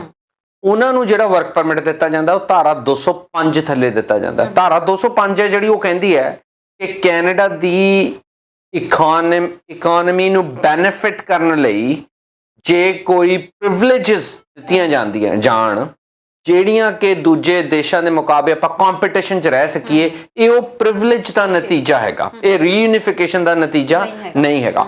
ਆਪਾਂ ਨੂੰ ਪਤਾ ਹੈ ਕਿ ਜਿਹੜਾ ਵਰਕ ਪਰਮਿਟ ਹੈਗਾ ਉਹ ਇੱਕ ਕੈਨੇਡੀਅਨ ਸਿਟੀਜ਼ਨ ਜਾਂ ਇੱਕ ਪਰਮਨੈਂਟ ਰੈਜ਼ੀਡੈਂਟ ਦੀ ਐਕਚੁਅਲੀ ਜੌਬ ਜਾ ਰਹੀ ਹੈ ਜੇ ਕਿ ਵਿਦੇਸ਼ੀ ਨੂੰ ਆਪਾਂ ਨੌਕਰੀ ਦੇ ਰਹੇ ਹੈਗੇ। ਹੁਣ ਉਹਦੇ ਵਿੱਚੋਂ ਜਿਹੜਾ ਵੀ ਕੋਈ ਵਰਕ ਪਰਮਿਟ ਹੈਗਾ ਉਹਦੇ ਲਈ LMIA ਹੋਣਾ ਜ਼ਰੂਰੀ ਹੈ। LMIA ਜਿਹੜਾ ਹੈਗਾ ਉਹ ਲੇਬਰ ਮਾਰਕੀਟ ਇੰਪੈਕਟ ਅਸੈਸਮੈਂਟ ਹੈ, ਜਿੱਥੇ ਕਿ ਇੰਪਲੋਇਰ ਪ੍ਰੂਵ ਕਰਦਾ ਹੈ ਕਿ ਉਹਨੂੰ ਕੈਨੇਡੀਅਨ ਸਿਟੀਜ਼ਨ ਜਾਂ ਪਰਮਨੈਂਟ ਰੈਜ਼ੀਡੈਂਟ ਨਹੀਂ ਲੱਭਿਆ, ਇਸ ਕਰਕੇ ਉਹ ਇਹ ਵਿਦੇਸ਼ੀ ਨੂੰ ਹਾਇਰ ਕਰਨਾ ਚਾਹੁੰਦਾ ਹੈ। ਪਰ ਇਹਦੇ ਚੋਂ ਸਰਟਨ ਐਗਜ਼ੈਂਪਸ਼ਨਸ ਹੈਗੀਆਂ ਨੇ। ਤੋ ਕਿੰਨੀਆਂ ਤਰ੍ਹਾਂ ਦੀਆਂ ਐਗਜ਼ੈਂਪਸ਼ਨ ਦਿੱਤੀਆਂ ਨੇ ਜਿੱਥੇ ਕਿ LMIA ਦੀ ਜ਼ਰੂਰਤ ਨਹੀਂ ਹੈਗੀ ਹੈ। ਉਹ ਐਗਜ਼ੈਂਪਸ਼ਨ ਕੋਡ C41 ਤੇ C42 ਦੇ ਥੱਲੇ ਸਟੂਡੈਂਟ ਤੇ ਵਰਕਰ ਨੂੰ ਵੀ ਦਿੱਤੀਆਂ ਨੇ ਤਾਂ ਕਿ ਕੈਨੇਡਾ ਕੰਪੈਟੀਟਿਵ ਰਹੇ ਦੂਜੇ ਮੁਲਕਾਂ ਦੇ ਮੁਕਾਬਲੇ, ਕਿ ਜਿੱਥੇ ਜੇ ਸਟੂਡੈਂਟ ਉਰੇ ਪੜ੍ਹਨ ਆ ਰਿਹਾ ਜਾਂ ਵਰਕਰ ਆ ਰਿਹਾ ਤਾਂ ਉਹਦਾ ਸਪਾਊਸ ਵੀ ਨਾਲ ਆ ਰਿਹਾ ਤਾਂ ਉਹ ਅਟਰੈਕਟਿਡ ਫੀਲ ਕਰੇ ਕਿ ਮੈਂ ਕੈਨੇਡਾ ਪੜ੍ਹਨਾ ਵਾ ਜਾਂ ਮੈਂ ਕਰਨਾ ਵਾ। ਉਹ ਕੰਪੈਟੀਟਿਵਨੈਸ ਵਧਾਉਣ ਲਈ ਇਹ ਐਗਜ਼ੈਂਪਸ਼ਨ ਦਿੱਤਾ ਗਿਆ। ਸੋ ਫੈਮਿਲੀ ਰੀਯੂਨੀਫਿਕੇਸ਼ਨ ਕਰਕੇ ਇਹ ਨਹੀਂ ਦਿੱਤਾ ਗਿਆ ਹੈਗਾ। ਹੁਣ ਜਿਹੜੇ ਕੰਪੈਟੀਟਿਵਨੈਸ ਹੈਗੀ ਹੈ ਕੈਨੇਡਾ ਦੀ, ਜੇ ਉਹ ਕੰਪੈਟੀਟਿਵਨੈਸ ਆਪਾਂ ਵਧਾਉਣੀ ਹੈਗੀ ਹੈ ਤਾਂ ਆਪਾਂ ਨੂੰ ਕੁਛ ਨਾ ਕੁਛ ਛੋਟਾਂ ਨੇ ਜਿਹੜੀਆਂ ਉਹ ਦੇਣੀਆਂ ਪੈਣੀਆਂ ਨੇ। ਉਹ ਪਹਿਲਾਂ ਛੋਟ ਨਹੀਂ ਹੁੰਦੀ ਸੀ, ਇਹ ਜਿਹੜੀ C42 ਛੋਟਾ ਨਹੀਂ ਸੀ। ਬਹੁਤ ਸਾਲ ਪਹਿਲਾਂ ਸਟੂਡੈਂਟ ਦਾ ਸਪਾਊਸ ਨਹੀਂ ਆ ਸਕਦਾ ਸੀ। ਇਹ ਕੰਪੈਟੀਟਿਵਨੈਸ ਵਧਾਉਣ ਲਈ ਕਰੀ, ਜਦੋਂ ਬਹੁਤ ਸਾਰੇ ਲੋਕ ਆਸਟ੍ਰੇਲੀਆ ਜਾਂਦੇ ਸੀ ਕਿਉਂਕਿ ਉੱਥੇ ਸਪਾਊਸ ਜਾ ਸਕਦਾ ਸੀ, ਉਹੀ ਕੰਪੈਟੀਟਿਵਨੈਸ ਵਧਾਉਣ ਲਈ ਹੀ ਇਹ ਜਿਹੜੀ ਛੋਟ ਦਿੱਤੀ ਗਈ ਹੈ। ਇੱਕ ਹੋਰ ਛੋਟ ਇਹਦੇ ਨਾਲ ਦਿੱਤੀ ਗਈ ਹੈ। ਉਹ ਛੋਟ ਇਹ ਦਿੱਤੀ ਗਈ ਹੈ ਕਿ ਜੇ ਤੁਹਾਡਾ ਵਿਆਹ ਐਪਲੀਕੇਸ਼ਨ ਕਰਨ ਤੋਂ ਪਹਿਲਾਂ ਹੋਇਆ ਤਾਂ ਤੁਸੀਂ ਆਪਣੇ ਸਪਾਊਸ ਦੀ ਐਪਲੀਕੇਸ਼ਨ ਨਾਲ ਹੀ ਕਰ ਸਕਦੇ ਹੋ। ਉਹ ਇਸ ਲਈ ਕੀਤਾ ਗਿਆ ਤਾਂ ਕਿ ਜਿਹੜੇ ਲੋਕ ਇੱਕ ਜੈਨੂਇਨ ਰਿਲੇਸ਼ਨਸ਼ਿਪ ਦੇ ਵਿੱਚ ਨੇ ਤਾਂ ਉਹਨਾਂ ਨੂੰ ਇਹ ਦਾਇਰੇ ਦੇ ਵਿੱਚੋਂ ਦੀ ਨਾ ਲੰਘਣਾ ਪਵੇ ਕਿ ਪਹਿਲਾਂ ਉਹਨਾਂ ਦਾ ਸਪਾਊਸ ਜਾਵੇ ਫਿਰ ਉਹਨਾਂ ਲਈ ਐਪਲੀਕੇਸ਼ਨ ਕਰੇ। ਉਹ ਇੱਕ ਜੈਨੂਇਨਨੈਸ ਨੂੰ ਇੱਕ ਫਾਇਦਾ ਪਹੁੰਚਾਉਣ ਲਈ ਤਾਂ ਕਿ ਜਿਹੜੇ ਸੱਚੇ ਲੋਕ ਨੇ ਉਹ ਦਾਇਰੇ 'ਚ ਨਾ ਫਸ ਜਾਣ, ਇਸ ਲਈ ਉਹ ਵੀ ਇੱਕ ਛੋਟ ਹੈ ਜਿਹੜੀ ਦਿੱਤੀ ਗਈ ਹੈ ਕਿ ਜੇ ਤੁਹਾਡਾ ਅਰਜ਼ੀ ਕਰਨ ਤੋਂ ਪਹਿਲਾਂ ਵਿਆਹ ਹੋਇਆ ਤੁਸੀਂ ਨਾਲ ਵੀ ਅਰਜ਼ੀ ਕਰ ਸਕਦੇ ਹੈਗੇ ਹੋ। ਹੁਣ ਜਿਹੜਾ ਕਾਰਨ ਹੈਗਾ ਇਹਨਾਂ ਰਿਫਿਊਜ਼ਲ ਹੋਣ ਦਾ, ਆਪਾਂ ਇਹਦੇ ਤੇ ਥੋੜਾ ਜਿਹਾ ਮੀਡੀਆ ਨੂੰ ਵੀ ਜਿਹੜਾ ਲੈ ਕੇ ਆਵਾਂਗੇ ਇਸ ਰੀਜ਼ਨ ਦੇ ਉੱਤੇ ਮੀਡੀਆ ਨੂੰ ਵੀ, ਪਰ ਇੱਕ ਦਰਸ਼ਕ ਪਹਿਲਾਂ ਜੁੜ ਗਏ ਨੇ। ਹੈਲੋ ਸਤਿ ਸ਼੍ਰੀ ਅਕਾਲ ਜੀ। ਸਤਿ ਸ਼੍ਰੀ ਅਕਾਲ ਜੀ, ਕਿੱਥੋਂ ਬੋਲ ਰਹੇ ਹੋ? ਮੈਂ ਬ੍ਰੈਂਪਟਨ ਤੋਂ ਬੋਲ ਰਿਹਾ ਵਾਲੀਆ ਜੀ। ਕੁਐਸਚਨ ਸੀਗਾ ਜੀ ਸਰ, ਜਿਨ੍ਹਾਂ ਕੋਲ OCI ਹੈ ਉਹਨਾਂ ਨੂੰ ਤਾਂ ਕੋਈ ਇਸ ਪੈਂਡੇਮਿਕ ਪੀਰੀਅਡ ਦੀ ਜਾਣ 'ਚ ਕੋਈ ਪ੍ਰੋਬਲਮ ਨਹੀਂ ਹੈ ਜੀ, ਔਰ OCI ਵਾਲੇ ਕਿੰਨੀ ਦੇਰ ਤੱਕ ਇੰਡੀਆ 'ਚ ਰਹਿ ਸਕਦੇ ਆ ਜੀ? ਸਰ ਮੈਨੂੰ ਆਈ ਥਿੰਕ ਅਸੀਂ ਕੈਨੇਡੀਅਨ ਇਮੀਗ੍ਰੇਸ਼ਨ ਬਾਰੇ ਜਾਣਕਾਰੀ ਦੇ ਸਕਦੇ ਹਾਂ। ਤੁਸੀਂ ਕੈਨੇਡੀਅਨ ਸਿਟੀਜ਼ਨ ਹੈਗੇ ਹੋ ਜੀ? ਹਾਂਜੀ, ਕੈਨੇਡੀਅਨ ਸਿਟੀਜ਼ਨ ਹੈ ਜੀ। ਹਾਂਜੀ, ਜਿਹੜਾ ਕੈਨੇਡੀਅਨ ਸਿਟੀਜ਼ਨ ਹੈ ਉਹਦੇ ਉੱਤੇ ਕੋਈ ਰੋਕ ਨਹੀਂ, ਉਹ ਕਿੰਨਾ ਚਿਰ ਵੀ ਕੈਨੇਡਾ ਤੋਂ ਬਾਹਰ ਰਹਿ ਸਕਦਾ ਹੈ ਜੀ, ਬਿਕੋਜ਼ ਉਹਦੇ ਕੋਲੇ right to return to Canada ਹੈਗਾ। ਪਰ ਉਹਦੇ ਕਈ ਬੈਨੀਫਿਟ ਨੇ ਜਿਹੜੇ ਉਹ ਜੇ 6 ਮਹੀਨੇ ਤੋਂ ਵੱਧ ਬਾਹਰ ਰਹਿ ਜਾਂਦਾ, ਜਿਵੇਂ ਹੈਲਥ ਕਵਰੇਜ ਹੈ, ਜੇ ਤੁਸੀਂ 6 ਮਹੀਨੇ ਤੋਂ ਬਾਹਰ ਉਹ ਖਤਮ ਹੋ ਜਾਂਦੀ ਹੈ। ਪਰ ਇਹ ਕੋਈ ਤੁਹਾਡੇ ਤੇ ਰੋਕ ਨਹੀਂ ਕਿ ਤੁਸੀਂ ਕਿੰਨਾ ਚਿਰ ਰਹਿ ਸਕਦੇ ਹੋ, ਉਹ ਜਿੰਨਾ ਚਿਰ ਤੁਹਾਨੂੰ ਦੂਜਾ ਮੁਲਕ ਰੱਖਦਾ ਜੀ ਉਹਨਾਂ ਚਿਰ ਰਹਿ ਸਕਦੇ ਹੋ, ਪਰ ਕੈਨੇਡਾ ਵਾਪਸ ਆਉਣ 'ਚ ਕੋਈ ਪ੍ਰੋਬਲਮ ਨਹੀਂ ਹੈਗੀ ਹੈ। ਠੀਕ ਹੈ ਜੀ, ਕਿਉਂਕਿ ਸਿਟੀਜ਼ਨ ਹੈ ਉਹ ਤਾਂ ਠੀਕ ਹੈ, ਪਰ ਉੱਥੇ 180 ਦਿਨ ਸੁਣਿਆ ਸੀ ਜੀ, ਪਰ ਆਮ ਨਾਟ ਸ਼ੋਰ ਕਿ 180 ਦਿਨ ਹੈਗੇ ਜਾਂ ਨਹੀਂ ਜੀ। ਤੁਸੀਂ ਕੌਂਸੂਲੇਟ ਤੋਂ ਇਹਦੇ ਬਾਰੇ ਵਿੱਚ ਜ਼ਿਆਦਾ ਜਾਣਕਾਰੀ ਲੈ ਸਕਦੇ ਹੋ, ਉੱਥੇ ਕਾਲ ਕਰ ਸਕਦੇ ਹੋ। ਸ਼ੁਕਰੀਆ ਜੀ ਕਾਲ ਕਰਨ ਲਈ। Okay, thank you so much. Next caller ਜੁੜ ਗਏ ਨੇ। ਹੈਲੋ ਸਤਿ ਸ਼੍ਰੀ ਅਕਾਲ ਜੀ। ਸਤਿ ਸ਼੍ਰੀ ਅਕਾਲ ਪੁੱਤ, ਮੈਂ ਇਹ ਪੁੱਛਣਾ ਸੀ ਵੀ ਜਿਹੜੀ ਪੇਰੈਂਟਸ ਦੀ ਫਾਈਲ ਹੈ, ਮੈਂ ਹੁਣੇ ਸੁਣ ਰਹੀ ਸੀ ਪ੍ਰੋਗਰਾਮ ਵੀ ਕਹਿ ਰਹੇ ਸੀਗੇ ਖਹਿਰਾ ਸਾਹਿਬ ਵੀ 3 ਤੋਂ 4 ਸਾਲ ਲੱਗਦੇ ਨੇ, ਪਰ ਕਈ ਥਾਂ ਤੇ ਜਿੱਥੇ ਅਸੀਂ ਅਪਲਾਈ ਕਰਿਆ ਸੀ ਉਹ ਕਹਿੰਦੇ ਸੀ 24 ਮਹੀਨੇ ਦਾ ਟਾਈਮ ਹੁੰਦਾ। ਜੀ ਆਪਾਂ ਟੀਵੀ ਸਕਰੀਨ ਤੇ ਆਨਸਰ ਦਈਏ। ਤੁਸੀਂ ਟੀਵੀ ਸਕਰੀਨ ਤੇ ਆਨਸਰ ਸੁਣ ਸਕਦੇ ਹੋ ਜੀ। ਕਾਲ ਕਰਨ ਲਈ ਤੁਹਾਡਾ ਸ਼ੁਕਰੀਆ। ਠੀਕ ਹੈ। ਹੈਲੋ ਹਾਂਜੀ, ਸਤਿ ਸਤਿ ਸ਼੍ਰੀ ਅਕਾਲ ਜੀ, ਕਿੱਥੋਂ ਬੋਲ ਰਹੇ ਹੋ? ਅਸੀਂ ਬ੍ਰੈਂਪਟਨ ਤੋਂ ਬੋਲ ਰਹੇ ਹਾਂ ਜੀ। ਕੀ ਸਵਾਲ ਹੈ ਤੁਹਾਡਾ? ਮੈਂ ਐਕਚੁਅਲੀ ਆਪਣੇ ਪੇਰੈਂਟਸ ਬਾਰੇ ਪੁੱਛਣਾ ਸੀ ਕਿ ਉਹਨਾਂ ਦਾ ਅਸੀਂ PR ਦਾ ਅਪਲਾਈ ਕੀਤਾ ਸੀ ਤੇ ਇਸ ਵਾਰੀ ਉਹਨਾਂ ਦੀ ਕੋਈ ਰਿਪਲਾਈ ਨਹੀਂ ਆਇਆ, ਤੇ ਨੈਕਸਟ ਉਹਨਾਂ ਦੀ ਲੋਟਰੀ ਕਦੋਂ ਹੋਏਗੀ? ਜੀ ਸਰ, ਤੁਸੀਂ ਟੀਵੀ ਸਕਰੀਨ ਤੇ ਆਨਸਰ ਸੁਣ ਸਕਦੇ ਹੋ ਜੀ। ਕਾਲ ਕਰਨ ਲਈ ਸ਼ੁਕਰੀਆ।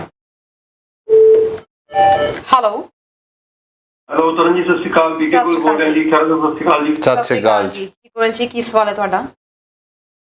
ਖੈਰਾ ਸਾਹਿਬ, ਮੇਰਾ ਕੁਐਸਚਨ ਇਹ ਹੈ ਜੀ, ਮੇਰਾ ਨੈਫਿਊ ਹੈ ਜੀ, ਉਹਦੀ ਫਾਈਲ ਪੇਪਰ ਫਾਈਲ ਲੱਗੀ ਨੂੰ 21 ਮੰਥ ਹੋ ਗਏ ਜੀ ਪੂਰੇ, ਤੇ ਜਿਹੜੀ ਇਮੀਗ੍ਰੇਸ਼ਨ ਦੀ ਸਾਈਟ ਹੈ ਜੀ ਉਹ ਦਿਖਾ ਰਹੀ ਸੀ 18 ਤੋਂ 21 ਮਹੀਨੇ ਦਾ ਟਾਈਮ ਹੋਣਾ ਚਾਹੀਦਾ ਪੇਪਰ ਫਾਈਲ ਲਈ। ਤੇ ਸੈਕੰਡਰੀ ਜਦੋਂ ਉਹਦੀ ਫਾਈਲ ਅਸੀਂ ਉਹਨਾਂ ਦੇ ਵਕੀਲ ਸਾਹਿਬ ਕੋਲੋਂ ਪਿਛਲੇ 18 ਤਰੀਕ ਨੂੰ ਉਹ ਦਿਖਾ ਰਹੀ ਸੀ 18 ਦਸੰਬਰ ਨੂੰ ਵੀ 100% ਕੰਪਲੀਟ ਹੋ ਚੁੱਕੀ ਹੈ ਜੀ। ਉਸ ਤੋਂ ਬਾਅਦ ਜੀ ਉਹਨੇ ਫਿਰ ਆਪਣਾ ਇਮੀਗ੍ਰੇਸ਼ਨ 'ਚ ਫੋਨ ਵੀ ਕਰਿਆ, ਜਿਹੜੇ ਕਾਲਰਸ ਤੇ ਬੈਠਦੇ ਆ, ਉਹਨਾਂ ਨੇ ਕਿਹਾ ਵੀ ਤੁਹਾਡੀ ਸਾਰਾ ਕੁਝ ਕੰਪਲੀਟ ਹੈ, ਸਾਰਾ ਕੁਝ ਓਕੇ ਹੈ, ਵੀ ਤੁਹਾਨੂੰ ਆਪਣਾ PS ਗ੍ਰਾਂਟਡ ਵੀ ਹੋਇਆ ਪਰ ਤੁਹਾਡੇ ਡਿਸੀਜਨ ਪੈਂਡਿੰਗ ਹੈ। ਗੱਲ ਸਮਝ ਨਹੀਂ ਆ ਰਹੀ ਜੀ ਗੱਲ। ਜੀ ਜ਼ਰੂਰ ਡਿਸੀਜਨ ਪੈਂਡਿੰਗ ਜੀ। ਤੁਸੀਂ ਟੀਵੀ ਸਕਰੀਨ ਤੇ ਆਨਸਰ ਸੁਣ ਸਕਦੇ ਹੋ ਜੀ। ਕਾਲ ਕਰਨ ਲਈ ਸ਼ੁਕਰੀਆ ਤੁਹਾਡਾ ਜੀ। ਸਰ, ਸਭ ਤੋਂ ਪਹਿਲਾਂ ਜਿਨ੍ਹਾਂ ਨੇ ਕਾਲ ਕੀਤੀ ਸੀ ਕਿ ਪੇਰੈਂਟਸ ਦੀ ਫਾਈਲ ਲੱਗੇ ਨੂੰ ਵੀ ਤੁਸੀਂ ਕਹਿ ਰਹੇ ਹੋ 3-4 ਸਾਲ ਵੀ ਲੱਗਦੇ ਆ, ਕਈ ਕਹਿ ਰਹੇ ਨੇ 24 ਮੰਥਸ ਦੇ ਵਿੱਚ ਵੀ ਹੋ ਜਾਂਦਾ। ਇਹ ਸਵਾਲ ਤੇ ਗੋਇਲ ਸਾਹਿਬ ਦਾ ਸਵਾਲ ਸਿਮਿਲਰ ਹੈਗੇ ਨੇ, ਸੋ ਦੋਵਾਂ ਦਾ ਜਵਾਬ ਮੈਂ ਇਕੱਠਾ ਦੇ ਦੇਣਾ ਜੀ। ਸਭ ਤੋਂ ਪਹਿਲਾਂ ਤਾਂ ਇਮੀਗ੍ਰੇਸ਼ਨ ਲਾਅ ਹੈਗਾ, ਇਮੀਗ੍ਰੇਸ਼ਨ ਸਰਵਿਸ ਨਹੀਂ ਹੈਗੀ ਹੈ। ਸੋ ਜੇ ਇਮੀਗ੍ਰੇਸ਼ਨ ਸਰਵਿਸ ਨਹੀਂ ਹੈਗਾ ਤਾਂ ਇਹ 'ਚ ਕੋਈ ਸਰਵਿਸ ਸਟੈਂਡਰਡ ਟਾਈਮਸ ਵੀ ਨਹੀਂ ਹੋ ਸਕਦੇ। ਜੇ ਉਹ 'ਚ ਸਰਵਿਸ ਹੋਵੇ ਤੇ ਸਰਵਿਸ ਸਟੈਂਡਰਡ ਟਾਈਮਸ ਹੋਣ, ਤਾਂ ਜਿਵੇਂ ਪਹਿਲੇ ਕਾਲਰ ਨੇ ਆਖਿਆ ਕਿ 24 ਮਹੀਨੇ, ਗੋਇਲ ਸਾਹਿਬ ਨੇ ਆਖਿਆ 21 ਮਹੀਨੇ, ਤਾਂ ਜਿੱਦਾਂ ਹੀ 24 ਮਹੀਨੇ 1 ਦਿਨ ਜਾਂ 21 ਮਹੀਨੇ 1 ਦਿਨ ਹੋਵੇ, ਨੈਕਸਟ ਡੇ ਆਪਾਂ ਕੋਰਟ 'ਚ ਜਾ ਕੇ ਮੈਂਡੇਮਸ ਪਟੀਸ਼ਨ ਕਰ ਸਕਦੇ ਹਾਂ ਕਿ ਸਰਕਾਰ ਕਹਿੰਦੀ ਹੈ ਤੁਹਾਡਾ ਕੰਮ 24 ਮਹੀਨੇ 'ਚ ਹੋ ਜਾਣਾ ਚਾਹੀਦਾ ਸੀ, ਨਹੀਂ ਹੋਇਆ, ਜਾਂ ਗੋਇਲ ਸਾਹਿਬ ਦੇ ਮੁਤਾਬਕ ਉਹ ਕਹਿੰਦੇ 21 ਮਹੀਨੇ 'ਚ ਹੋਣਾ ਚਾਹੀਦਾ ਸੀ, ਨਹੀਂ ਹੋਇਆ, ਤਾਂ ਫਿਰ ਉਹਨਾਂ ਨੇ ਸਰਵਿਸ ਸਟੈਂਡਰਡ ਨੂੰ ਬ੍ਰੀਚ ਕੀਤਾ ਹੈਗਾ। ਪਰ ਇਹ ਸਹੀ ਨਹੀਂ ਹੈਗਾ ਕਿਉਂਕਿ ਇਮੀਗ੍ਰੇਸ਼ਨ ਸਰਵਿਸ ਨਹੀਂ ਹੈਗੀ ਹੈ, ਇਮੀਗ੍ਰੇਸ਼ਨ ਲਾਅ ਹੈਗਾ। ਇੱਥੇ 2 ਪਾਰਟੀਆਂ ਨੇ। ਇੱਕ ਪਾਰਟੀ ਐਪਲੀਕੈਂਟ ਹੈ, ਅਰਜ਼ੀ ਕਰਨ ਵਾਲਾ, ਜਿਹੜਾ ਮੈਂਡੇਟਡ ਹੈ, ਜਿਹਦੀ ਜ਼ਿੰਮੇਵਾਰੀ ਹੈ ਕਿ ਉਹ ਦਿਖਾਵੇ ਕਿ ਉਹ ਕਾਨੂੰਨ ਦੀਆਂ ਸਾਰੀਆਂ ਰਿਕੁਆਇਰਮੈਂਟਸ ਨੇ, ਜ਼ਰੂਰਤਾਂ ਉਹ ਪੂਰੀਆਂ ਕਰਦਾ ਹੈ, ਤੇ ਜਿਹੜਾ ਇਮੀਗ੍ਰੇਸ਼ਨ ਆਫਿਸਰ ਹੈ ਉਹ ਮੈਂਡੇਟਡ ਹੈ ਕਾਨੂੰਨ ਦੇ ਵਿੱਚ ਕਿ ਉਹ ਦੇਖੇ ਕਿ ਇੰਡੀਵਿਜੂਅਲ ਕਾਨੂੰਨ ਦੀਆਂ ਸਾਰੀਆਂ ਰਿਕੁਆਇਰਮੈਂਟ ਪੂਰੀਆਂ ਕਰਦਾ ਹੈ ਤਾਂ ਹੀ ਉਹਨੂੰ ਉਹ ਕੋਈ ਫੈਸਲਾ ਉਹਦੇ ਤੇ ਕਰ ਸਕੇ। ਸੋ ਇਹਦੇ ਤੇ ਕੋਰਟ ਨੇ ਵੀ ਇਹ ਗੱਲ ਮੰਨੀ ਹੈ ਕਿ ਜਿਹੜਾ ਮੈਂਡੇਮਸ ਹੈ ਉਹ ਵੀ 4 ਸਾਲ ਨੂੰ ਇੱਕ ਰੀਜ਼ਨੇਬਲ ਟਾਈਮ ਮੰਨਿਆ। 2019 ਕੇ 18 ਦੇ ਵਿੱਚੋਂ ਕੋਰਟ ਨੇ ਇੱਕ ਬਹੁਤ ਲੈਂਡਮਾਰਕ ਡਿਸੀਜਨ ਦਿੱਤਾ ਸੀ ਜਿੱਥੇ ਕਿ ਬੰਦਾ ਅਰਜ਼ੀ ਕਰਕੇ ਕੋਰਟ ਦੇ ਵਿੱਚ ਹੋ ਗਿਆ ਕਿ ਮੇਰੀ ਅਰਜ਼ੀ ਕਰੀ ਨੂੰ 4 ਸਾਲ ਹੋ ਗਏ ਤੇ ਕੋਈ ਫੈਸਲਾ ਨਹੀਂ ਕੀਤਾ, ਤੇ ਕੋਰਟ ਨੇ ਉਸ ਸਮੇਂ ਗੱਲ ਨੂੰ ਮੰਨਿਆ ਕਿ 4 ਸਾਲ ਦਾ ਸਮਾਂ ਇੱਕ ਰੀਜ਼ਨੇਬਲ ਸਮਾਂ ਜਿਹੜਾ ਹੈਗਾ। ਸੋ ਮਤਲਬ 4 ਸਾਲ ਤਾਂ ਆਪਾਂ ਕੋਰਟ 'ਚ ਵੀ ਨਹੀਂ ਜਾ ਸਕਦੇ ਮੈਂਡੇਮਸ ਲੈ ਕੇ ਕਿ ਸਾਡੀ ਅਰਜ਼ੀ ਦੇ ਫੈਸਲਾ ਕਿਉਂ ਨਹੀਂ ਹੋਇਆ। ਸੋ ਜਿਹੜੇ ਟਾਈਮ ਪੀਰੀਅਡ ਨੇ ਜਿਵੇਂ ਪਹਿਲੇ ਕਾਲਰ ਦੇ ਮੁਤਾਬਕ ਕਿ ਸਾਨੂੰ ਆਖਿਆ ਗਿਆ 24 ਮਹੀਨੇ ਹੈ, ਸੋ ਉਹਦੇ ਤਾਂ ਮੈਂ ਕਮੈਂਟ ਨਹੀਂ ਕਰੂੰਗਾ ਕਿ ਕਿਹਨੇ ਆਖਿਆ ਤੇ ਕਿਵੇਂ ਆਖਿਆ। ਤੇ ਦੂਜਾ ਜੋ ਗੋਇਲ ਸਾਹਿਬ ਨੇ ਆਖਿਆ ਕਿ ਉੱਥੇ ਲਿਖਿਆ 21 ਮਹੀਨੇ, ਉਹ ਜਿਹੜਾ ਲਿਖਿਆ ਟਾਈਮ ਹੈ ਉਹ ਇੱਕ ਐਵਰੇਜ ਪ੍ਰੋਸੈਸਿੰਗ ਟਾਈਮ ਹੈ ਜਿਹੜੇ ਸਮੇਂ ਦੇ ਵਿੱਚ ਉਹ ਲਿਖਿਆ ਗਿਆ ਸੀ ਉਸ ਸਮੇਂ। ਸੋ ਆਮ ਤੌਰ ਤੇ ਲੋਕਾਂ ਦਾ ਕੰਮ ਇੰਨੇ ਸਮੇਂ 'ਚ ਹੋ ਗਿਆ ਸੀ, ਸੋ ਸ਼ਾਇਦ ਤੁਹਾਡਾ ਵੀ ਹੋ ਜਾਊਗਾ, ਪਰ ਇਹ ਸੱਚ ਨਹੀਂ ਹੈਗਾ ਕਿਉਂਕਿ ਜਿਵੇਂ ਅਰਜ਼ੀ ਵੱਖਰੀ ਹੈ ਉਵੇਂ ਜਿਵੇਂ ਉਹਦੀਆਂ ਸਰਕਮਸਟੈਂਸਸ ਵੀ ਵੱਖਰੀਆਂ ਨੇ। ਹੁਣ ਕਮਿੰਗ ਬੈਕ ਟੂ ਗੋਇਲ ਸਾਹਿਬ ਨੇ ਬਹੁਤ ਸਪੈਸੀਫਿਕ ਉਹਦੇ ਤੇ ਸਟੇਟਮੈਂਟ ਕੀਤਾ ਸੀ ਕਿ ਉਹਨਾਂ ਨੇ ਆਖਿਆ ਕਿ ਤੁਹਾਡਾ 100% ਕੰਪਲੀਟ ਹੈ ਤੇ ਡਿਸੀਜਨ ਪੈਂਡਿੰਗ ਹੈ। ਬਿਲਕੁਲ ਸਹੀ ਹੈ ਜੀ, ਇਹ 'ਚ ਕੋਈ ਦੋ ਰਾਵਾਂ ਨਹੀਂ ਹੈਗੇ। ਮੈਂ ਪਹਿਲਾਂ ਵੀ ਦੱਸ ਕੇ ਹਟਿਆ ਸੀ ਕਿ ਕਾਨੂੰਨ ਦੀ ਧਾਰਾ 10 ਹੈ ਜਿਹੜੀ ਉਹ ਕੰਪਲੀਟਨੈਸ ਦੀ ਗੱਲ ਕਰਦੀ ਹੈ ਕਿ ਜਿਹੜੀ ਅਰਜ਼ੀ ਹੈ ਉਹਨੂੰ ਦਾਖਲ ਤਾਂ ਮੰਨਿਆ ਜਾਵੇ ਕਿ ਉਹ ਫਾਰਮ ਤੇ ਕੰਟੈਂਟ ਦੇ ਵਿੱਚ ਪੂਰੀ ਹੈ। ਸੋ ਇਹ ਫੈਸਲਾ ਤਾਂ ਹੋ ਚੁੱਕਿਆ ਕਿ ਅਰਜ਼ੀ ਹੁਣ ਪੂਰੀ ਹੈ, ਪਰ ਜਿਹੜਾ ਫੈਸਲਾ ਕਰਨਾ ਉਹ ਫੈਸਲਾ ਕਰਨ ਵਾਲੇ ਆਫਿਸਰ ਦੇ ਸਾਹਮਣੇ ਹਾਲੇ ਨਹੀਂ ਗਈ ਹੈਗੀ ਹੈ। ਤਾਂ ਉਹ ਫੈਸਲਾ ਕਰੂਗਾ ਕਿ ਹਾਂ ਜਾਂ ਨਾ। ਸੋ ਇਹ ਨਹੀਂ ਹੈਗਾ ਕਿ ਉਹ ਅਰਜ਼ੀ ਪੂਰੀ ਹੈ ਤੇ ਇਹਦਾ ਮਤਲਬ ਫੈਸਲਾ ਹਾਂ ਹੀ ਹੋਊਗਾ, ਇਹ ਕੋਈ ਜ਼ਰੂਰੀ ਨਹੀਂ। ਅਰਜ਼ੀ ਪੂਰੀ ਹੈ, ਇਹ ਫੈਸਲਾ ਹੋ ਚੁੱਕਿਆ ਹੈ, ਪਰ ਉਹ ਹੱਕਦਾਰ ਹੈ, ਇਹ ਫੈਸਲਾ ਹਾਲੇ ਨਹੀਂ ਹੋਇਆ ਹੈ ਜੀ। ਬਿਲਕੁਲ, ਤੇ ਇਹਨੂੰ ਕੋਈ ਵੀ ਸਮਾਂ ਲੱਗ ਸਕਦਾ ਹੈ। ਹਾਂਜੀ ਬਿਲਕੁਲ, ਜਿਵੇਂ ਹੁਣੇ ਦੱਸਿਆ 4 ਸਾਲ ਨੂੰ ਤਾਂ ਰੀਜ਼ਨੇਬਲ ਟਾਈਮ ਗਿਣਿਆ ਜਾਂਦਾ ਜੀ। ਬਿਲਕੁਲ, ਇਸ ਤੋਂ ਬਾਅਦ ਬ੍ਰੈਂਪਟਨ ਤੋਂ ਜਿਨ੍ਹਾਂ ਦੀ ਕਾਲ ਆਈ ਸੀ ਕਿ ਉਹਨਾਂ ਦੇ ਪੇਰੈਂਟਸ ਦੀ ਇਸ ਵਾਰੀ ਤਾਂ ਪੂਲ 'ਚ ਫਾਈਲ ਨਹੀਂ ਆ ਸਕੀ, ਨੈਕਸਟ ਟਾਈਮ ਲੋਟਰੀ ਸਿਸਟਮ ਕਦੋਂ ਸ਼ੁਰੂ ਹੋ ਰਿਹਾ? ਜੀ ਬਿਲਕੁਲ, ਇੱਥੇ ਵੀ ਇੱਕ ਮਿਸਕਨਸੈਪਸ਼ਨ ਹੈਗਾ। ਮਿਸਕਨਸੈਪਸ਼ਨ ਇਹ ਹੈਗਾ ਕਿ ਉਹਨਾਂ ਨੇ ਕਿਹਾ ਕਿ ਮੈਂ ਆਪਣੇ ਪੇਰੈਂਟਸ ਲਈ ਅਰਜ਼ੀ ਕੀਤੀ ਸੀ, ਜਿਹੜਾ ਕਿ ਪੂਰਾ ਸੱਚ ਨਹੀਂ ਹੈਗਾ। ਜਿਹੜੀ ਉਹਨਾਂ ਨੇ ਅਰਜ਼ੀ ਕੀਤੀ ਸੀ ਉਹ ਕੀਤੀ ਸੀ ਐਕਸਪ੍ਰੈਸ਼ਨ ਆਫ ਇੰਟਰਸਟ। ਉਹਨਾਂ ਨੇ ਇੱਛਾ ਜ਼ਾਹਰ ਕੀਤੀ ਸੀ ਕਿ ਮੈਂ ਪੇਰੈਂਟਸ ਲਈ ਅਰਜ਼ੀ ਕਰਨਾ ਚਾਹੁੰਦੀ ਹਾਂ। ਉਸ ਤੋਂ ਬਾਅਦ ਉਹ ਲੋਟਰੀ 'ਚ ਗਿਆ ਸੀ, ਫਿਰ ਉਸ ਤੋਂ ਬਾਅਦ ਉਹਨਾਂ ਨੂੰ ਇਨਵਾਈਟ ਆਉਣਾ ਸੀ। ਜੇ ਉਹ ਇਨਵਾਈਟ ਆਉਂਦਾ ਫਿਰ ਉਹ ਅਰਜ਼ੀ ਕਰ ਸਕਦੇ ਸੀਗੇ। ਸੋ ਹਾਲੇ ਉਹ ਦਾਇਰੇ ਤੋਂ ਬਾਹਰ ਨੇ। ਪਰ ਖੁਸ਼ੀ ਵਾਲੀ ਗੱਲ ਹੈ ਕਿ ਇਸ ਸਾਲ ਜਿਹੜਾ ਹੈਗਾ ਉਹ 30,000 ਲੋਕਾਂ ਨੂੰ ਜਿਹੜੀ ਉਹ ਇਨਵਾਈਟ ਹੈ ਜਿਹੜਾ ਭੇਜਿਆ ਜਾਊਗਾ। ਤੇ ਮੇਰੀ ਆਸ ਹੈ ਕਿ ਇਹ ਕਰੀਬਨ ਅਗਸਤ ਜਾਂ ਸੈਪਟੰਬਰ ਦੇ ਨੇੜੇ ਤੇੜੇ ਇਹ ਸਾਲ ਦੇ ਵਿੱਚ ਕੱਢਿਆ ਜਾਊਗਾ ਜੀ। ਉਹਦਾ ਕਾਰਨ ਇਹ ਹੈਗਾ ਕਿ ਉਦੋਂ ਤੱਕ ਜਿਹੜੀਆਂ ਅਰਜ਼ੀਆਂ ਨੇ, ਕਿਉਂਕਿ ਇਹਨਾਂ ਨੂੰ ਮਾਰਚ ਤੱਕ ਦਾ ਸਮਾਂ ਹੈਗਾ। ਸੋ ਮਾਰਚ ਦਾ ਸਮਾਂ, ਉਸ ਤੋਂ ਬਾਅਦ ਤੁਹਾਨੂੰ 90 ਦਿਨ ਵਾਧੂ ਟਾਈਮ ਵੀ ਦਿੱਤਾ ਗਿਆ ਜਿੱਥੇ ਤੁਸੀਂ ਕਾਗਜ਼ ਪੱਤਰ ਜਿਹੜੇ ਜੇ ਪੂਰੇ ਨਹੀਂ ਹੈਗੇ ਤਾਂ ਕਰ ਸਕਦੇ ਹੋ।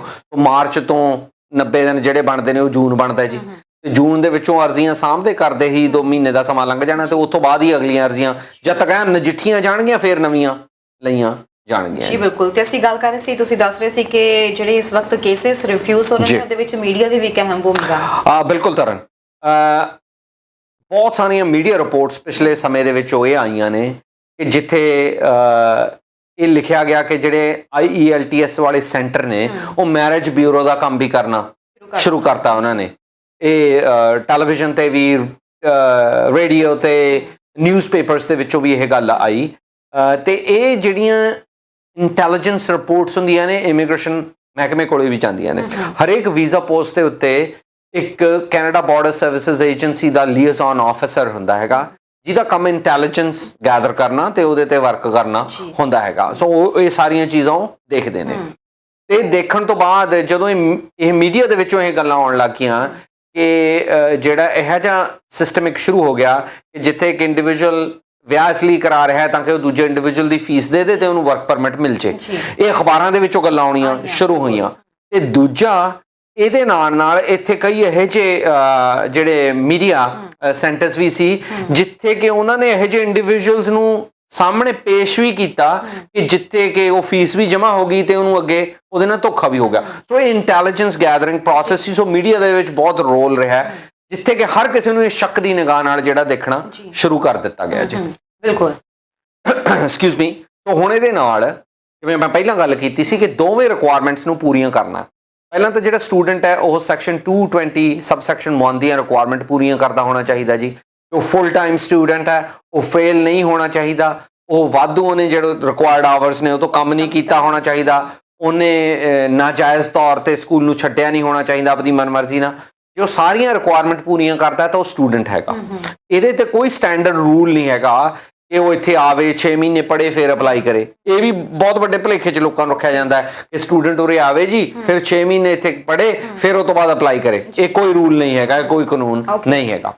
ਹੁਣ ਦੂਜਾ ਜਿਹੜਾ ਪੱਖ ਹੈਗਾ ਉਹ ਰੈਗੂਲੇਸ਼ਨ 4 ਹੈਗਾ ਤੇ ਨਾਲ ਦੀ ਨਾਲ ਵਰਕਰ ਦੇ ਉੱਤੇ ਸਾਰੇ ਵਰਕਰ ਨਹੀਂ ਅਪਲਾਈ ਕਰ ਸਕਦੇ, ਉਹੀ ਵਰਕਰ ਅਪਲਾਈ ਕਰ ਸਕਦੇ ਨੇ ਜਿਹੜੇ ਹਾਇਰ ਸਕਿੱਲ ਦੇ ਵਿੱਚ ਨੇ। ਮਤਲਬ ਕਿ ਉਹਨਾਂ ਕੋਲ ਘੱਟੋ ਘੱਟ B ਜੌਬ ਹੋਣਾ ਜ਼ਰੂਰੀ ਹੈ। ਜੇ ਉਹ B ਜੌਬ ਦੀਆਂ ਰਿਕੁਆਇਰਮੈਂਟਸ ਪੂਰੀਆਂ ਨਹੀਂ ਕਰਦੇ ਤਾਂ ਨਹੀਂ ਦਿੱਤਾ ਜਾਊਗਾ। ਹੁਣ ਇਹ ਕੇਸ ਦੇ ਵਿੱਚ ਵੀ ਆਇਆ ਜਿੱਥੇ ਕਿ ਡਿਊਟੀਜ਼ ਐਂਡ ਰਿਸਪੌਂਸਿਬਿਲਿਟੀਜ਼ ਨੇ ਜਿਹੜੀਆਂ ਉਹ ਚਿੱਠੀ ਤੇ ਲਿਖ ਕੇ ਉਹ ਨਹੀਂ ਦਰਸਾ ਸਕੀਆਂ ਕਿ ਉਹ ਬੰਦਾ B ਜੌਬ ਦੀ ਲੈਵਲ ਦੀ ਜੌਬ ਕਰ ਰਿਹਾ, ਇਸ ਕਰਕੇ ਵੀ ਉਹਦਾ ਕੇਸ ਹੈ ਜਿਹੜਾ ਉਹ ਰਿਫਿਊਜ਼ ਕਰ ਦਿੱਤਾ ਗਿਆ। ਮੋਸਟ ਇੰਪੋਰਟੈਂਟ ਜਿਹੜਾ ਐਸਪੈਕਟ ਹੈਗਾ ਉਹ ਰੈਗੂਲੇਸ਼ਨ 4 ਹੈਗਾ। ਰੈਗੂਲੇਸ਼ਨ 4 ਹੈ ਜਿਹੜਾ ਕਾਨੂੰਨ ਦੀ ਧਾਰਾ 4 ਹੈ, ਉਹ ਕਹਿੰਦੀ ਹੈ ਕਿ ਜਿਹੜਾ ਵਿਆਹ ਦਾ ਪਰਪਸ ਹੈ ਉਹ ਇਮੀਗ੍ਰੇਸ਼ਨ ਨਹੀਂ ਹੋਣਾ ਚਾਹੀਦਾ ਤੇ ਦੂਜਾ ਹੈ ਵਿਆਹ ਜੈਨੂਇਨ ਹੋਣਾ ਚਾਹੀਦਾ। ਇਹ ਦੋਵੇਂ ਗਰਾਊਂਡਸ ਨੂੰ ਤੁਸੀਂ ਮੀਟ ਕਰਨਾ ਹੈ। 2 ਪ੍ਰੋਂਗ ਟੈਸਟ ਹੈਗਾ ਤੇ ਤੁਸੀਂ ਦੋਵੇਂ ਪ੍ਰੋਂਗਸ ਨੂੰ ਮੀਟ ਕਰਨਾ, ਈਦਰ ਔਰ ਨਹੀਂ ਕਰ ਸਕਦੇ, ਦੋਵਾਂ ਨੂੰ ਮੀਟ ਕਰਨਾ ਹੈਗਾ। ਸੋ ਜੇ ਇੱਕ ਨੂੰ ਮੀਟ ਨਹੀਂ ਕਰਦੇ ਤਾਂ ਵੀ ਜਿਹੜਾ ਤੁਹਾਡਾ ਕੇਸ ਹੈ ਉਹ ਰਿਫਿਊਜ਼ ਕਰ ਦਿੱਤਾ ਜਾਂਦਾ। ਹੁਣ ਉਹਦੇ ਉੱਤੇ ਸ਼ਾਵੇਜ਼ ਰੋਡਰੀਗੋਸ ਕੇਸ ਦੇ ਵਿੱਚੋਂ ਕੋਰਟ ਨੇ ਇੱਕ ਅਹਿਮ ਫੈਸਲਾ ਦਿੱਤਾ ਸੀਗਾ 2005 ਦੇ ਵਿੱਚੋਂ। ਉਹ 5 ਦੇ ਵਿੱਚੋਂ ਗਾਈਡਲਾਈਨਸ ਦਿੱਤੀਆਂ ਸੀ, ਇੱਕ ਨਾਨ ਐਗਜ਼ੌਸਟਿਵ ਲਿਸਟ ਆਫ ਫੈਕਟਰਸ ਦਿੱਤੀ ਸੀ ਕਿ ਜਦੋਂ ਕੋਈ ਵਿਆਹ ਦਾ ਕੇਸ ਡਿਸਾਈਡ ਕਰਨਾ ਹੈ ਤਾਂ ਆਹ ਫੈਕਟਰਸ ਦੇਖੇ ਜਾਣ। ਉਹਦੇ ਚੋਂ ਸਭ ਤੋਂ ਪਹਿਲਾ ਫੈਕਟਰ ਸੀਗਾ Genesis of relationship. Sir factors ਦੀ ਗੱਲ ਕਰਾਂਗੇ ਦਰਸ਼ਕ ਜੀ ਜ਼ਰੂਰ। ਹੈਲੋ, ਸਤਿ ਸ਼੍ਰੀ ਅਕਾਲ, ਮੈਂ ਜੋਲੀ ਬੋਲ ਰਿਹਾ ਵਿਕਟਰ ਤੋਂ। ਜੀ ਸਰ। ਮੈਮ ਮਦਰ ਆਏ ਸੀਗੇ ਸੌਰੀ ਸੁਪਰਵਾਈਜ਼ਰ ਤੇ ਜੂਨ ਚ ਉਹਨਾਂ ਦਾ ਐਕਸਪਾਇਰ ਹੋ ਗਿਆ ਸੀ, ਸੁਪਰਵਾਈਜ਼ਰ ਐਕਸਪਾਇਰ ਹੋਣਾ ਸੀ ਕੋਵਿਡ ਕਰਕੇ। ਉਹਨਾਂ ਨੇ ਅਸੀਂ ਐਕਸਟੈਂਸ਼ਨ ਪਾਇਆ ਸੀ ਤੇ ਨਵੰਬਰ ਤੱਕ 2021 ਤੱਕ ਉਹਨਾਂ ਨੇ ਐਕਸਟੈਂਡ ਕਰਤਾ ਜੀ।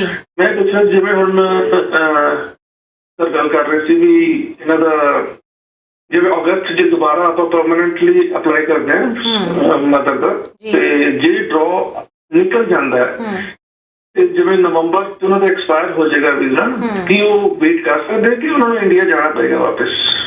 ਬਿਲਕੁਲ ਨਹੀਂ ਜਾਣਾ ਪੈਣਾ ਜੀ। ਤੁਸੀਂ ਜਿੰਨਾ ਮਰਜ਼ੀ ਵਾਰ ਉਹਨਾਂ ਦੀ ਐਕਸਟੈਂਸ਼ਨ ਲੈਂਦੇ ਜਾਓ, ਚਾਹੇ ਉਹ ਸਾਰੀ ਉਮਰ ਇੱਥੇ ਰਹਿੰਦੇ ਰਹਿਣ। ਸੋ ਇਹ ਨਵੰਬਰ ਵਾਲੀ ਐਕਸਟੈਂਸ਼ਨ ਖਤਮ ਹੁੰਦੀ ਹੈ ਇੱਕ ਹੋਰ ਲੈ ਲਓ, ਉਹ ਖਤਮ ਹੁੰਦੀ ਹੈ ਇੱਕ ਹੋਰ ਲੈ ਲਓ, ਉਹ ਖਤਮ ਹੁੰਦੀ ਹੈ ਇੱਕ ਹੋਰ ਲੈ ਲਓ ਜੀ। ਕਿਤੇ ਜਾਣ ਦੀ ਜ਼ਰੂਰਤ ਨਹੀਂ ਹੈਗੀ ਹੈ ਜੀ। ਸ਼ੁਕਰੀਆ ਜੀ ਕਾਲ ਕਰਨ ਲਈ ਤੁਹਾਡਾ, ਬਹੁਤ ਬਹੁਤ ਧੰਨਵਾਦ। ਇੱਕ ਕਾਲਰ ਹੋਰ ਜੁੜ ਚੁੱਕੇ ਨੇ ਸਰ, ਇਹ ਲਾਸਟ ਕਾਲ ਅਸੀਂ ਲੈ ਰਹੇ ਹਾਂ, ਇਸ ਤੋਂ ਬਾਅਦ ਆਪਣਾ ਟੌਪਿਕ ਤੇ ਆਉਂਦੇ ਹਾਂ। ਹੈਲੋ ਹੈਲੋ, ਹਾਂਜੀ ਸਤਿ ਸ਼੍ਰੀ ਅਕਾਲ। ਸਤਿ ਸ਼੍ਰੀ ਅਕਾਲ ਜੀ, ਕਿੱਥੋਂ ਬੋਲ ਰਹੇ ਹੋ?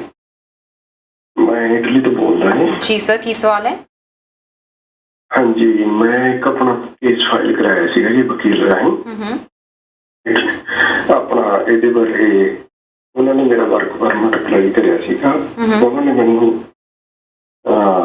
ਬਾਇਓਮੈਟ੍ਰਿਕ ਬਾਰੇ ਲੈਟਰ ਭੇਜਿਆ ਸੀਗਾ, ਮੇਰੇ ਬਾਇਓਮੈਟ੍ਰਿਕ ਹੋਏ ਨਹੀਂ ਹੈਗੇ ਹਜੇ ਜੀ। ਇਹ ਕਿੰਨਾ ਕੁ ਪ੍ਰੋਸੈਸ ਹੈ, ਕਿੰਨਾ ਕੁ ਟਾਈਮ ਲੱਗਦਾ ਜੀ? ਇਹਦੇ ਬਾਰੇ ਡਿਟੇਲ ਬਾਰੇ ਮੈਨੂੰ ਮਾੜੀ ਜਿਹੀ ਜਾਣਕਾਰੀ ਚਾਹੀਦੀ ਸੀਗੀ। ਤੁਸੀਂ ਕੁਝ ਪੁੱਛਣਾ ਚਾਹੁੰਦੇ ਜੀ? ਤੁਸੀਂ ਟੀਵੀ ਸਕਰੀਨ ਤੇ ਆਨਸਰ ਸੁਣ ਸਕਦੇ ਹੋ ਜੀ। ਕਾਲ ਕਰਨ ਲਈ ਸ਼ੁਕਰੀਆ ਤੁਹਾਡਾ। ਹਾਂਜੀ, ਉਹ ਜਿਹੜੇ ਬਾਇਓਮੈਟ੍ਰਿਕਸ ਨੇ ਉਹ ਬਾਏ ਇਨਵਾਈਟ ਹੈਗੇ ਨੇ। ਹੁਣ ਤੋਂ ਤੁਹਾਨੂੰ ਖੁਦ ਸੱਦਾ ਭੇਜਿਆ ਜਾਊਗਾ ਕਿ ਤੁਸੀਂ ਆ ਕੇ ਆਪਣੇ ਬਾਇਓਮੈਟ੍ਰਿਕਸ ਕਰਵਾ ਲਓ। ਇਹ ਜਦੋਂ ਤੱਕ ਕੋਵਿਡ ਸਿਚੁਏਸ਼ਨ ਦੂਰ ਨਹੀਂ ਜਾਂਦੀ ਉਹ ਤੋਂ ਬਾਅਦ ਤੁਸੀਂ ਆਪਣੀਆਂ ਅਪਾਇੰਟਮੈਂਟਸ ਉੱਥੇ ਬੁੱਕ ਕਰ ਸਕਦੇ ਹੋ। ਪਰ ਕਰੰਟਲੀ ਇਹ ਬਾਏ ਇਨਵਾਈਟ ਹੈਗਾ, तो ਤੁਹਾਨੂੰ ਖੁਦ ਨੂੰ ਸੱਦਾ ਆਊਗਾ ਜੀ, ਉਸ ਤੋਂ ਬਾਅਦ ਤੁਸੀਂ ਜਾ ਕੇ ਆਪਣੀ ਕਰਵਾ ਸਕਦੇ ਹੋ ਜੀ। ਬਿਲਕੁਲ, ਇਸ ਤਰ੍ਹਾਂ ਅਸੀਂ ਗੱਲ ਕਰ ਰਹੇ ਸੀ, ਤੁਸੀਂ ਫੈਕਟਰਸ ਦੀ ਗੱਲ ਕਰ ਬਿਲਕੁਲ। ਸੋ ਸਭ ਤੋਂ ਪਹਿਲਾ ਫੈਕਟਰ ਹੈਗਾ ਉਹ ਹੈਗਾ ਜੈਨੇਸਿਸ ਆਫ ਰਿਲੇਸ਼ਨਸ਼ਿਪ। ਜੈਨੇਸਿਸ ਦਾ ਮਤਲਬ ਹੈ ਕਿ ਇਹ ਰਿਸ਼ਤਾ ਕਾਬਲੀਅਤ ਸੀ ਹੋਣ ਦੀ, ਕਿਉਂ ਹੋਇਆ, ਕਿਵੇਂ ਹੋਇਆ, ਕਿਹੜੀ ਸਰਕਮਸਟੈਂਸਿਸ ਦੇ ਥੱਲੇ ਹੋਇਆ। ਤੇ ਆਮ ਤੌਰ ਤੇ ਜਿਹੜੇ ਫੈਕਟਰਸ ਦੇਖੇ ਜਾਂਦੇ ਨੇ ਰਿਸ਼ਤੇ ਦੇ ਵਿੱਚੋਂ, ਉਹਦੇ ਚੋਂ ਫੈਡਰਲ ਕੋਰਟ ਦਾ ਇੱਕ ਡਿਸੀਜਨ ਹੈ ਕਿ ਜਿਹੜੇ ਕਲਚਰ ਦੇ ਵਿੱਚੋਂ ਉਹ ਵਿਆਹ ਹੋ ਰਿਹਾ ਹੈ ਉਸ ਕਲਚਰ ਦੀਆਂ ਲੈਂਸ ਨਾਲ ਉਹਨੂੰ ਦੇਖਿਆ ਜਾਵੇ, ਉਹਨੂੰ ਵੈਸਟਰਨ ਸੁਸਾਇਟੀ ਦੀਆਂ ਲੈਂਸ ਦੇ ਨਾਲ ਨਾ ਦੇਖਿਆ ਜਾਵੇ। ਜੋ ਉਹ ਕਲਚਰ ਹੈ ਉਹ ਕਲਚਰ ਦੀਆਂ ਲੈਂਸ ਦੇ ਮੁਤਾਬਕ ਦੇਖਿਆ ਜਾਵੇ। ਹੁਣ ਕਲਚਰ ਦੀਆਂ ਜਿਹੜੀਆਂ ਲੈਂਸ ਨੇ, ਜੇ ਆਪਾਂ ਪੰਜਾਬੀ ਕਲਚਰ ਦੀ ਗੱਲ ਕਰੀਏ ਤੇ ਜੋ ਆਪਣਾ ਪਿੱਛੇ ਤਰੀਕੇ ਤੁਰੇ ਆਉਂਦੇ ਆ ਚਲੇ ਆਉਂਦੇ ਨੇ ਜੀ, ਉਹਦੇ ਮੁਤਾਬਕ ਆਮ ਤੌਰ ਤੇ ਜਿਹੜੀ ਗੱਲ ਲੋਕ ਦੇਖਦੇ ਨੇ ਉਹ ਇਹ ਦੇਖਦੇ ਨੇ ਕਿ ਜਿਹੜੇ ਸਪਾਊਸਸ ਨੇ ਉਹਨਾਂ ਦੀ ਉਮਰ ਕਿੰਨੀ ਆ, ਉਹ ਦੇਖਦੇ ਨੇ ਉਹਨਾਂ ਦੀ ਪੜ੍ਹਾਈ ਲਿਖਾਈ ਕਿੰਨੀ ਆ, ਉਹ ਦੇਖਦੇ ਨੇ ਕਿ ਪਹਿਲਾਂ ਉਹਦਾ ਡਿਵੋਰਸ ਹੋਇਆ ਕਿ ਨਹੀਂ ਹੋਇਆ, ਉਹ ਦੇਖਦੇ ਨੇ ਤੇ ਸਮਾਜ 'ਚ ਕੀ ਰੁਤਬਾ, ਸੋਸ਼ਲ ਸਟੇਟਸ ਕੀ ਹੈ, ਉਹ ਦੇਖਦੇ ਆ ਜੀ ਕਿ ਇਹਨਾਂ ਦਾ ਧਰਮ ਕੀ ਹੈਗਾ। ਸੋ ਆਮ ਤੌਰ ਤੇ 4 ਜਾਂ 5 ਸਾਲ ਦੇ ਫਾਸਲੇ ਨੂੰ, ਡਿਫਰੈਂਸ ਨੂੰ ਆਮ ਤੌਰ ਤੇ ਨਾਰਮਲ ਮੰਨਿਆ ਜਾਂਦਾ, ਜਿੱਥੇ ਜਿਹੜਾ ਮੇਲ ਆ ਉਹਦੀ ਉਮਰ 3 ਜਾਂ 4 ਸਾਲ ਵੱਡੀ ਹੈ, ਫੀਮੇਲ ਦੀ ਘੱਟ ਹੈ। ਪਰ ਜੇ ਉਹ ਫਰਕ ਜ਼ਿਆਦਾ ਹੈਗਾ ਤੇ ਫਿਰ ਉਹਨੂੰ ਦੇਖਿਆ ਜਾਂਦਾ ਹੈ ਸ਼ੱਕ ਦੀ ਨਿਗਾਹ ਨਾਲ ਦੇਖਿਆ। ਪੜ੍ਹਾਈ ਲਿਖਾਈ ਆਮ ਤੌਰ ਤੇ ਬਰਾਬਰ ਹੁੰਦੀ ਹੈ, ਸੋ ਜੇ ਪੜ੍ਹਾਈ ਲਿਖਾਈ 'ਚ ਬਹੁਤ ਫਰਕ ਹੈਗਾ ਤਾਂ ਉਹਦੇ 'ਚ ਵੀ ਦੇਖਿਆ ਜਾਂਦਾ ਹੈ। ਫਿਰ ਉਸ ਤੋਂ ਬਾਅਦ ਕਿਸੇ ਦਾ ਡਿਵੋਰਸ ਹੋਇਆ, ਅਨਮੈਰਿਡ ਨਾਲ ਵਿਆਹ ਕਰਾ ਰਿਹਾ, ਉਸ ਤਰੀਕੇ ਨਾਲ ਧਰਮ ਦੀ ਗੱਲ ਹੈ ਜਾਂ ਸੋਸ਼ਲ ਸਟੇਟਸ ਦੀ ਗੱਲ ਹੈ। ਫਿਰ ਉਸ ਤੋਂ ਬਾਅਦ circumstances of the first meeting, ਜਦੋਂ ਪਹਿਲੀ ਵਾਰ ਮਿਲੇ ਉਦੋਂ ਕੀ ਸਰਕਮਸਟੈਂਸਿਸ ਸੀਗੀਆਂ, ਕੀ ਬਿਹੇਵੀਅਰ ਸੀ ਉਹਨਾਂ ਦਾ ਫਰਸਟ ਮੀਟਿੰਗ ਤੋਂ ਬਾਅਦ, ਕੀ ਕੰਡਕਟ ਸੀ ਉਹਨਾਂ ਦਾ ਇੰਗੇਜਮੈਂਟ ਜਾਂ ਵਿਆਹ ਵੇਲੇ, ਕੀ ਕੰਡਕਟ ਸੀ ਉਹਨਾਂ ਦਾ ਵਿਆਹ ਤੋਂ ਬਾਅਦ 'ਚ, ਕੀ ਫਾਈਨੈਂਸ਼ੀਅਲ ਰਿਸਪੌਂਸਿਬਿਲਿਟੀਜ਼ ਹੈਗੀਆਂ ਇੱਕ ਦੂਜੇ ਦੇ ਕਰਕੇ, ਜੇ ਵਿਆਹ 'ਚੋਂ ਕੋਈ ਬੱਚਾ ਹੈਗਾ ਜਾਂ ਵਿਆਹ ਕਰਕੇ ਕੋਈ ਬੱਚਾ ਹੈ ਉਹਦੀਆਂ ਫਾਈਨੈਂਸ਼ੀਅਲ ਰਿਸਪੌਂਸਿਬਿਲਿਟੀਜ਼ ਕੀ ਨੇ, ਉਹ ਇੱਕ ਦੂਜੇ ਨਾਲ ਕਿਵੇਂ ਕਮਿਊਨੀਕੇਟ ਕਰਦੇ ਨੇ, ਫਿਊਚਰ ਪਲਾਨਸ ਕੀ ਨੇ ਉਹਨਾਂ ਦੀਆਂ। ਸੋ ਜਿਹੜਾ ਟੈਸਟ ਹੈਗਾ ਉਹ ਇੱਕ ਰੀਜ਼ਨੇਬਲ ਬੰਦਾ, ਇੱਕ ਰੀਜ਼ਨੇਬਲ ਔਰਤ ਤੇ ਇੱਕ ਰੀਜ਼ਨੇਬਲ ਵਿਆਹ। ਹੁਣ ਆਮ ਤੌਰ ਤੇ ਜੇ ਆਪਾਂ ਦੇਖੀਏ ਕਿ ਜਿਹੜੀ ਜੇ ਕਲਚਰਲੀ ਤਾਂ ਆਮ ਤੌਰ ਤੇ ਕੁੜੀਆਂ ਦਾ ਵਿਆਹ 22 ਸਾਲ ਤੋਂ 27 ਸਾਲ ਦੇ ਵਿਚਾਲੇ, ਮੁੰਡਿਆਂ ਦਾ 25 ਸਾਲ ਤੋਂ 30 ਸਾਲ ਦੇ ਵਿਚਾਲੇ ਹੋ ਰਿਹਾ। ਹੁਣ ਜੇ ਕੋਈ 18 ਈਅਰ 올ਡ ਵਿਆਹ ਕਰਾ ਰਹੇ ਹੈ ਤਾਂ ਉਹਨੂੰ ਦੇਖਿਆ ਜਾਂਦਾ ਕਿ ਇਹਦਾ ਮਕਸਦ ਕੀ ਹੈ, ਤੇ ਉਹ ਤੋਂ ਬਾਅਦ ਵੀਜ਼ਾ ਮਿਲ ਗਿਆ ਤੇ ਉਹ ਤੋਂ ਬਾਅਦ ਨਾਲ ਦੀ ਨਾਲ ਵਿਆਹ ਕਰਾ ਲਿਆ ਤੇ 10 ਦਿਨਾਂ ਬਾਅਦ ਤੁਸੀਂ ਆ ਗਏ ਤਾਂ ਕੰਡਕਟ ਆਫਟਰ ਮੈਰਿਜ ਹੈ, ਉਹ ਵੀ ਕੰਸਰਨਸ ਹੈਗੀਆਂ ਨੇ।